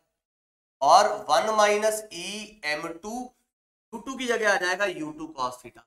अब हालांकि कई बार हो सकता है थीटा तुम्हें निकालना पड़े कि लाइन ऑफ इंपैक्ट से वेलोसिटी, ये जो वेलोसिटी थी पार्टिकल की एक्चुअल, वो लाइन ऑफ इंपैक्ट से कितना एंगल बना रही है, ये हो सकता है कई बार तुम्हें निकालना पड़े। बाकी तो फिर इसमें कुछ बचता ही नहीं है। ऐसे सब एकदम रद्दी सवाल है कोलिजन। बस थोड़ा सा कॉन्फिडेंस चाहिए। दिखने में ऐसा लगता है कि नहीं जाने क्या क्या पढ़ा रहे हैं सर, क्या क्या बता रहे हैं, हमको तो पल्ले ही नहीं पड़ रहा, कैसे कंपोनेंट लिए, क्या किया, है ना। तो पिछला वाला अगर मामला एकदम क्लियर है तो इस मामले में कोई दिक्कत नहीं आएगी। तो आओ एक सवाल देखते हैं और पिछला जो हमने पढ़ा उसी से रिलेटेड इससे का कुछ रिजल्ट देखते हैं कि क्या बनता है, कैसा निकलता है। ठीक है, और फिर हम कुछ स्पेशल केसेस करके चैप्टर को, मतलब इस आज के लेक्चर को निपटाते हैं। ठीक है, टाइम मैं देखूं एक बार कितना हुआ है। और अब सुनो, ध्यान से सुनना।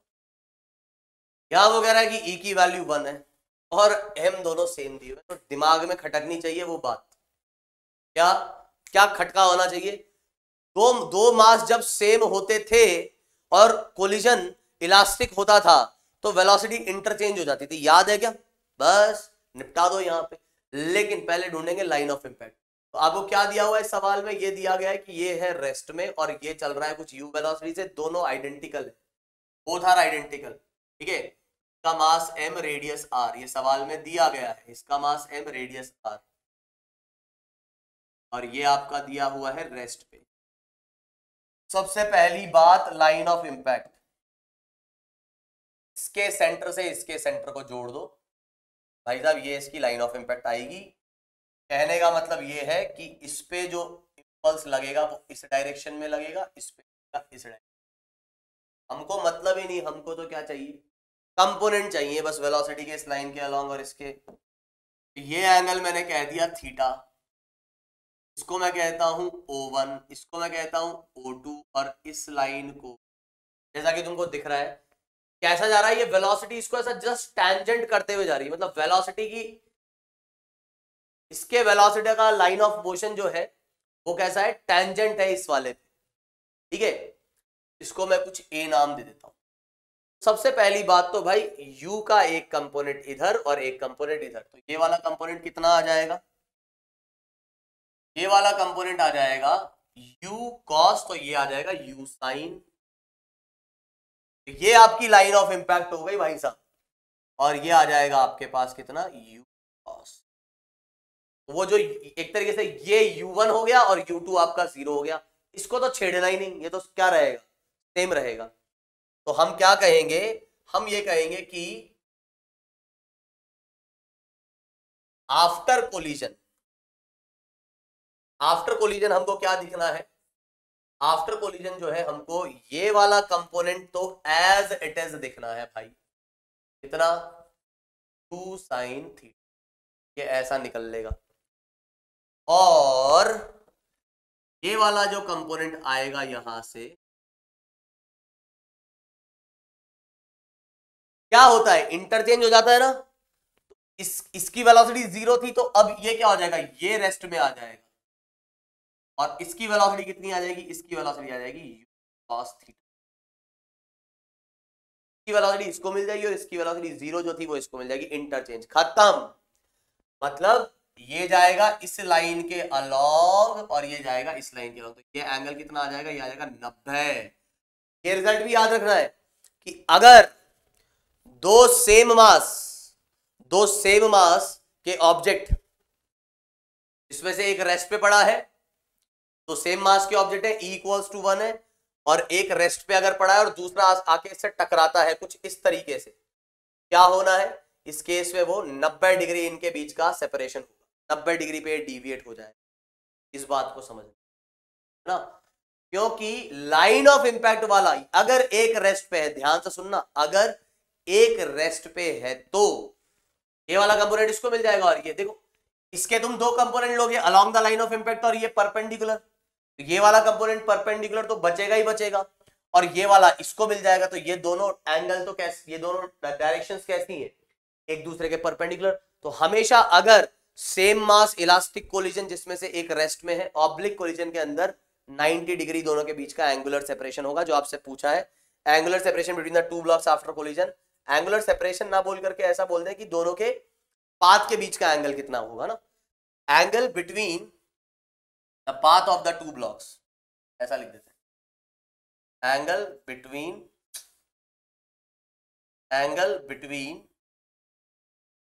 path of the two blocks after collision is 90 and velocity after collision u cos theta and u sin theta। Theta कैसे निकालेंगे? थीटा निकालने का बहुत ही सिंपल सा तरीका है, आपके पास जो ये O1 है, ये A है और ये O2, तो ये जो O1 O2 है ये है आपका 2R, ये जो है वो है आपका R, तो ये एंगल अगर आप देखोगे तो ये आ जाएगा 30 डिग्री, क्योंकि ये 90 है भाई साहब, राइट एंगल ट्रायंगल बन रहा है, तो इसमें ये 2R और ये R, तो ये एंगल भी यहाँ पे निकालना था, तो ये आ जाएगा अपने पास u cos 30, तो हम क्या बोल देंगे √2, और इसी प्रकार ये आ जाएगा u/2। तो after collision these are the velocities of the particles. इस तरीके से आप ऑब्लिक कोलिजन को निपटा सकते हैं। यही अगर इसी केस में आपको मान लो क्या दे दिया जाए, बोल रहा है कि यार ई की वैल्यू 0 दे दिए। अब प्लीज यहां पर ऐसा ना करें कि आप बोलेंगे सर ये दोनों जो है ना चिपक जाएंगे। तो दोनों जो है, आपने ही बोला था कि इलास्टिक कोलिजन में अक्सर बच्चे क्या कर देते हैं ना, तो ऐसे समझ लेते सर ये दोनों चिपक जाएंगे। और क्योंकि इनिशियल मोमेंटम इस डायरेक्शन में, तो फाइनल भी मोमेंटम इसी डायरेक्शन में होगा, है ना। तो ये VCM से इधर चलने लग जाएंगे, गलत हो जाएगा, चिपकेंगे नहीं भाई साहब ये ऐसे। क्योंकि यहाँ पे अब लाइन ऑफ इंपैक्ट डिफाइन है, तो हम यहाँ पे सिर्फ वेलोसिटी ऑफ सेपरेशन 0 करेंगे। बात को समझना, कहने का मतलब ये वाला एंगल तो आपको वही 30 मिल जाएगा। आपको क्या करना है कि ये वाले कंपोनेंट को तो बदलो मत आप, u sin 30 था वो u sin 30 ही रहेगा।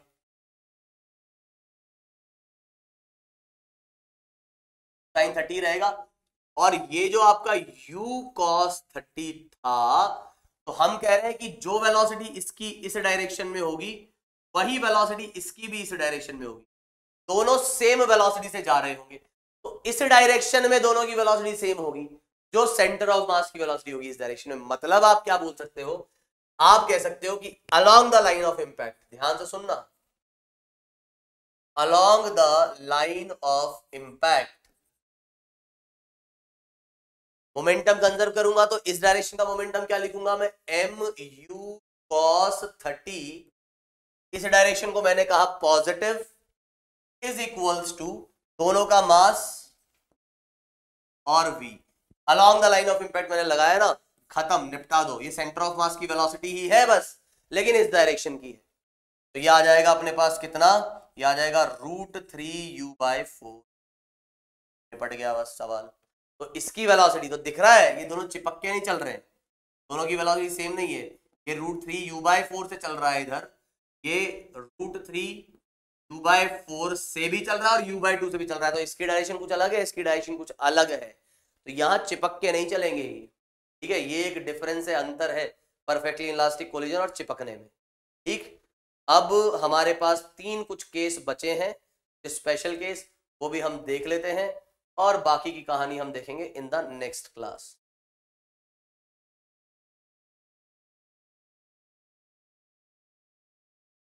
केस हम देख लेते हैं और भी कुछ। अब एक स्पेशल केस देख लेते हैं कि कई बार क्या होता है कि कोई चीज आती है और सरफेस से टकरा के निकल जाती है। अब सरफेस का मतलब क्या, ये देखो है कोलिजन ही, ये कुछ ऐसी बात हो गई कि जो सरफेस है ना उसकी वेलोसिटी चेंज नहीं हो सकती, वो रेस्ट पे है तो रेस्ट पे रहेगा, और वो किसी पर्टिकुलर वेलोसिटी से चल रहा था तो उसी पर्टिकुलर वेलोसिटी से वो चलता भी रहेगा। तो अगर आपके पास ई जो है मान लो इलास्टिक कोलिजन दे रखा है, और मैं तो कह रहा हूं यार ई के टर्म्स में इसको निकाल लेते हैं। आप इस बात को समझे, अगर ये सरफेस स्मूथ है, क्या होना है, आपका अगर ये थीटा है तो ये एंगल, ऑब्वियसली ये टकराते वक्त वाली वेलोसिटी, ऐसा मत सोचना सर ये प्रोजेक्टाइल करते आ रहा है, ऑब्वियसली प्रोजेक्टाइल करेगा, लेकिन ये जस्ट टकराते वक्त की वेलोसिटी, वो दूर इसलिए लिखा है जिससे कि आपको साफ दिखे। तो ये u, तो ये आपका हो गया u cos थीटा, और ये आपका आ गया कितना, u sin थीटा, ठीक है। तो ये आ गया ux और ये है uy। ये क्या है आपकी, ये है लाइन ऑफ इंपैक्ट, जिसके अलोंग इंपल्स लगेगा सरफेस के परपेंडिकुलर। लाइन ऑफ इंपैक्ट हमेशा कैसे होगी, सरफेस के परपेंडिकुलर होगी, ये ध्यान रहे। अब क्योंकि ये सरफेस स्मूथ है, तो आपको ये समझ में आना चाहिए कि इस वाले वेलोसिटी को तो भाई साहब कोई चेंज कर ही नहीं सकता, लाइन ऑफ इंपैक्ट। ये है आपकी क्या, लाइन ऑफ इंपैक्ट। तो हमने कहा यार वो बाउंस हो गई, बाउंस हो गई, तो बाउंस होके वो कुछ ऐसे गई, इसका ये वाला जो कंपोनेंट है वो तो चेंज हो ही नहीं सकता। कौन सा, ये वाला कंपोनेंट तो चेंज हो ही नहीं सकता। क्यों, क्योंकि इस डायरेक्शन में कोई फ्रिक्शन है ही नहीं। और अगर हम देखें तो Vy की अगर मैं बात कहूंगा तो ये मुझे निकालना है अभी भाई, एक्स डायरेक्शन में आपका मोमेंटम क्यों चेंज नहीं हो सकता, क्योंकि इधर कोई फोर्स ही नहीं है। यहां पर जब ये टकराएगा तो इसके ऊपर नॉर्मल लगेगा इस डायरेक्शन में, तो उस नॉर्मल की वजह से ये चेंज हो जाएगा। अब सुनो, ये कितना आएगा, तो कुछ नहीं, हमको लगाना है बस कोएफिशिएंट ऑफ रेस्टिट्यूशन, तो वेलोसिटी ऑफ सेपरेशन। इस सरफेस से अगर ये दूर जा रहा है तो किस वेलोसिटी से दूर जा रहा है ये, velocity of separation is V Y, along the line of impact आपको वेलोसिटी लिखनी है, दिस इज वी वाई, क्या आ जाएगा आपका v। ऐसे ही वेलोसिटी ऑफ अप्रोच, तो जब वो पास आ रहा है तो किस वेलोसिटी की वजह से, इसकी वजह से, जो कि है आपकी 2 cos थीटा। तो हम क्या कहेंगे इधर, हम यहां कहेंगे E is equals to V separation upon V approach, क्या आ जाएगा, E is V Y upon cos theta, clear. और यहां आपके पास अगर E1 है, यहां तक तो मैंने जनरल बात करी है। अब E की वैल्यू हाफ हो 1/4 तो कुछ भी हो उसके हिसाब से आप लिख लेना फॉर्मूला, Vy निकाल लेना। क्योंकि इस सवाल में हमें E1 दिया गया था, तो मैं क्या करूंगा कि Vy की वैल्यू आ जाएगी इंटू यू कॉस थीटा, जो कि है यू कॉस थीटा। मतलब क्या हुआ, मतलब हुआ कि ये कितने वेलोसिटी से निकलेगा, यू कॉस थीटा से निकलेगा। मतलब जितने एंगल से ये टकराया था ना, जैसे कि लाइट रिफ्लेक्ट होती है ना, जितने एंगल से इंसिडेंट उतने से रिफ्लेक्ट, वैसा ही सेम कहानी। तो इलास्टिक कोलिजन याद है, मैंने प्रोजेक्टाइल मोशन में पढ़ाया था आपको, जितने एंगल से टकराएगा उतने ही एंगल से निकल लेगा, तो ऐसे होता है वो। तो ये चीज मैंने आज आपको बता दी, ठीक है। तो जितने से टकराएगा उतने से ही वापस निकलेगा, इस वाले कंपोनेंट में कोई चेंज नहीं, स्पीड एज इट इज रहेगी, वेलोसिटी एज इट इज रहेगी। लेकिन ये आपका कैसा है उस वक्त रेस्ट में। यही अगर आपको कहेगी वो परफेक्टली इनइलास्टिक है, मतलब E की वैल्यू हो जाती है 0। अब E की वैल्यू 0 हो जाती है तो कई लोग अभी भी क्या सोचेंगे कि अच्छा E की वैल्यू 0 मतलब चिपक जाएगा, चिपकेगा नहीं मेरे भाई। E की वैल्यू 0 होने का मतलब यह है कि इधर एक कंपोनेंट है आपका ये जो है u साइन थीटा, और एक कंपोनेंट है आपका ये जो है u कॉस थीटा। आपका जो u साइन थीटा है वो तो चेंज नहीं होगा, लेकिन आपकी जो वेलोसिटी ऑफ सेपरेशन है वो 0 हो जाएगी, क्योंकि दूर नहीं जाएगा। तो क्या करेगा वो, ऐसा चिपकता हुआ चलेगा इस पे, वो टकराएगा, टकरा के और कैसा जाएगा, सीधा जाएगा, वो ऐसे टकरा के सीधा निकल लेगा। तो ये ध्यान रखना है आपको, ठीक है। ये आपका हो जाएगा परफेक्टली इनइलास्टिक कोलिजन। अब ये सब कुछ जो मामला हो रहा था वो हो रहा था स्मूथ सरफेस पे। लो एक सवाल देखते हैं जिसमें सरफेस कैसी आ गई है, रफ। अब क्या होगा, सरफेस अगर रफ आ जाती है तो आपको यह समझना है फिर कि सरफेस के रफ आ जाने पर हमको यहां से जो चीज का ध्यान देना है वो ये कि भैया इस बार हमारा जो नॉर्मल आएगा वो तो इंपल्सिव है ही, लेकिन ये इस पे ऐसा घिस भी रहा होगा, जितनी देर के लिए कांटेक्ट में रहा उतनी देर के लिए वो घिस रहा होगा, तो फ्रिक्शन भी लगेगा, वो अगेन आपका इंपल्सिव आएगा। तो फ्रिक्शन जो है वो भी इंपल्सिव है, और फ्रिक्शन अगर आपका इंपल्सिव है तो इस डायरेक्शन में मोमेंटम को ये चेंज करेगा कि नॉर्मल इंपल्सिव तो फ्रिक्शन इंपल्सिव, तो आपके दोनों डायरेक्शन की वेलोसिटी जो है वो चेंज होगी, Vx और Vy। कुछ नहीं है इसमें भी, सीधे Vy कैसे निकाल लोगे भैया, Vy तो जो है तुम्हारे पास सीधे निकल जाएगा। अच्छा यहाँ पे कुछ और चीजें दे रखी हैं, ये एंगल 45 है, ये √2u से गिर रहा है, इसका एक कंपोनेंट निकाल लिया। तो हमेशा ध्यान रखो लाइन ऑफ इंपैक्ट के अलोंग और परपेंडिकुलर कंपोनेंट निकालेंगे, ये आ जाएगा अपने पास u और ये भी आ जाएगा अपने पास u। अब इस वेलोसिटी और इस वेलोसिटी में रिलेशन आपको देगा कोएफिशिएंट ऑफ रेस्टिट्यूशन, तो सीधे इक्वेशन लगा दो और बोल दो Vy/u, खत्म। यहां से E आपको हाफ दे रखा है तो Vy आपके पास आ जाएगा हाफ u, दैट इज /2। आई क्या बात समझ में, क्या आ जाएगा, half u that is u/2। और यहां से या इसको 1 भी बोल सकते हो, है ना, चलो 1 ही ले लेते हैं यार। E की वैल्यू मान लो आपको 1 दी गई, हमने क्या कहा, ने कहा कि 1, so it is equals to u, बाकी u/2 आ जाता उस केस में। और अब अगर आप देखोगे तो यहां से क्या होगा कि y डायरेक्शन में इंपल्स मैं कैलकुलेट करूंगा, क्यों मैं कैलकुलेट करूंगा, देखो y डायरेक्शन में तो कोएफिशिएंट ऑफ रेस्टिट्यूशन से काम चल गया। अब x डायरेक्शन में जो निकलेगा तो x डायरेक्शन में इंपल्स लग रहा है फ्रिक्शन का, तो वो इंपल्स कैलकुलेट करने के लिए आपको नॉर्मल का इंपल्स पता होना चाहिए, क्योंकि फ्रिक्शन जो है वो नॉर्मल पे डिपेंड कर रहा है। तो इसलिए मैं y डायरेक्शन में नॉर्मल का इंपल्स निकालूंगा जो कि लग रहा है ऊपर की ओर। तो impulse of normal is equals to what, it is p final minus p initial in y direction. p final तो vy कितना है वो है mu, uy कितना है वो है माइनस u, यह आ जा रहा है कितना 2mu, है ना। इसकी वैल्यू आ गई, ये आ गई ndt की। This is the value of impulse. अब मैं क्या कह सकता हूं, अब मैं कह सकता हूं कि भाई साहब अगर आप आगे बढ़ते हो और बात करते हो x डायरेक्शन की, तो x डायरेक्शन में फ्रिक्शन का एक इंपल्स आ रहा होगा, impulse of friction is equals to change in momentum of x direction, जो कि आएगा mvx माइनस का mux। ये आपकी आ जाएगी पहली, मतलब जो भी mvx मुझे निकालना है तो ये पता करना होगा। तो फ्रिक्शन अपने पास आता है म्यू इंटू एन, तो एक कांस्टेंट क्वांटिटी है, ये कोई तकलीफ है नहीं उससे। म्यू की वैल्यू कितनी दे रखी है आपको, दे रखी है 0.4, तो लो साहब ये उठा के रख दिया हमने 0.4।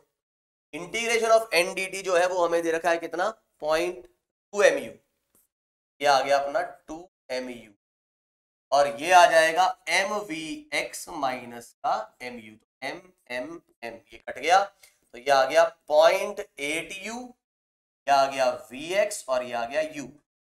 vx जो आया वो आया u minus 0.8u, that is 0.2u। खत्म। तो क्या ये बात समझ में आ रही है? इंपल्स मोमेंटम थ्योरम जो कल सिखाया था उसका एप्लीकेशन यहां लगाया मैंने कि नेट इंपल्स अगर आ रहा है किसी डायरेक्शन में तो दैट इज इक्वल टू, देखो ध्यान रखो इस पूरे चैप्टर में है ना मोमेंटम कंजर्वेशन है या तो, और अगर मोमेंटम कंजर्व नहीं है तो फिर इंपल्स मोमेंटम थ्योरम है। बस चुटकियों में सवाल हो जाएंगे। तो वाई डायरेक्शन में तुमने इंपल्स निकाला नॉर्मल का, नॉर्मल के इंपल्स से जो है फ्रिक्शन का इंपल्स निकल गया, क्योंकि friction is mu into N मतलब mu times of impulse of normal is the impulse of friction. Minus क्यों आया, क्योंकि ये पीछे की तरफ लग रहा है इसलिए, और बस यहां से आपका ये vx। इस तरीके से आप बड़ी आसानी से चीजों को सॉल्व कर सकते हो। अब बस लास्ट के कुछ 1-2 मिनट में मैं एक सवाल और कराना चाहूंगा, इसमें हमारा ये फ्रेम भी मूव कर रहा हो। ठीक है, एक लास्ट सवाल मैं करा देता हूं। इसमें हमारा ये फ्रेम जो है ये भी मान लो मूव कर रहा है, कितने स्पीड से, और मैं बिल्कुल जनरल लेके चलता हूं, ई की वैल्यू तुम अपने हिसाब से पटकते रहना।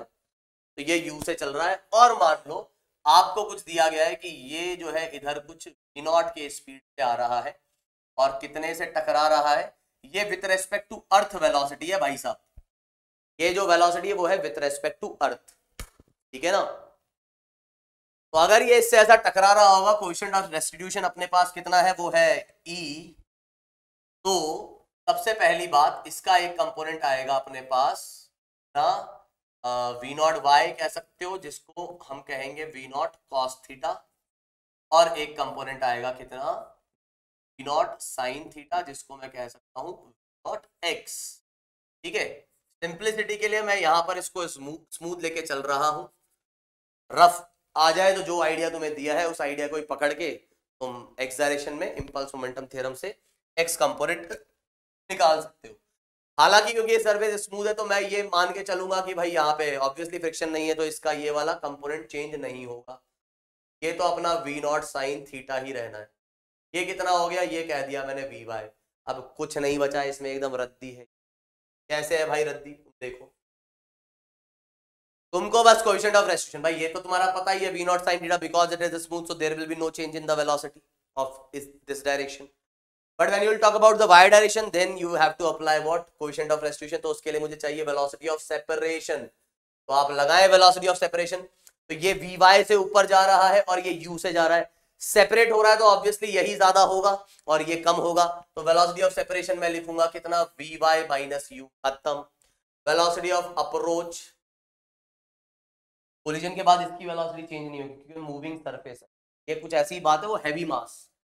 अब अगर ये टकरा रहा है तो ये v नॉट cos थीटा से आ रहा है और ये u से, तो वेलोसिटी ऑफ अप्रोच क्या हो जाएगी, ये भी सेपरेशन को कम कर रहा है मतलब अप्रोच ही कर रहा है, और ये भी सेपरेशन को कम कर रहा है मतलब अप्रोच कर रहा है, तो दोनों प्लस लिखेंगे हम, v not cos theta plus u, ये वेलोसिटी ऑफ अप्रोच हो गई। और बस अब कुछ खास नहीं, हमको क्या लिखना है, हमको लिखना है is equal v separation by v approach, that is vy minus u upon v cos theta plus u, y जो आ जाएगा वो आ जाएगा अपने पास प्लस नॉट cos theta, है ना। अब e की वैल्यू, मैं ऐसा नहीं कह रहा कि तुम रटो इन सब चीजों को, भाई सवाल है, ये रटना नहीं है जो भी मैं बता रहा हूँ, ये तुम पता लगे रट रट के बैठ जाओ, ये सब चीजें सवाल ही कराए, एक तरीके से तुमको सवाल दे रखा है, जस्ट तुमको एक आइडिया पकड़ाना चाह रहा था तुम्हारे दिमाग में, उसको तुम्हें कैच करना है कि भाई हो क्या रहा है, ठीक है। अच्छा, इसमें एक और चीज, यहाँ पर अगर तुम विथ रेस्पेक्ट टू प्लेटफॉर्म बैठ के देखोगे ना, तो जैसे मैंने तुमको यहाँ पे क्या बताया कि जब प्लेटफॉर्म रुका हुआ था और इलास्टिक कोलिजन था, जितने से जिस एंगल से वो टकराया होती है उसी एंगल से वो निकल गया, तो जब ये फ्रेम मूव कर रहा है ना तुम्हारा, तुम इसको ट्राई करना एक बार घर पे, आइडिया मैं दे देता हूँ कि क्या होगा उसमें, रिजल्ट मैं समझा देता हूँ क्या होगा। जब ये मूव कर रहा था, लेकिन अगर इस ऑब्जर्वर से तुम पूछोगे, इस ऑब्जर्वर के हिसाब से एंगल भी अलग आएगा क्योंकि रिलेटिव वेलोसिटी चेंज हो चुकी है, जितने वेलोसिटी से ये आएगा उतने ही वेलोसिटी से जाएगा, relative velocity of approach and separate, मतलब वो तो सेम ही रहेगी। इलास्टिक कोलिजन अगर है तब की मैं बात कर रहा हूं, हर किसी की नहीं, है ना, तो ये ध्यान रखना, ठीक है। ये जो है आपका पूरा मामला आज का कोलिजन का होता है समाप्त। बाकी कुछ इक्के दुक्के क्वेश्चंस हैं, जैसे कि थोड़ा सा झलकी में दे देता हूं, जैसे एक ये दोनों क्वेश्चंस हम करेंगे इन द नेक्स्ट क्लास। आज के लिए बस इतना ही, that's it for today session, बाकी देखेंगे हम इन द नेक्स्ट क्लास। तो मिलते हैं इन द नेक्स्ट क्लास, तब तक के लिए bye, take care, have a nice day and जय हिंद। ठीक है, तो लास्ट क्लास होगी अगली क्लास।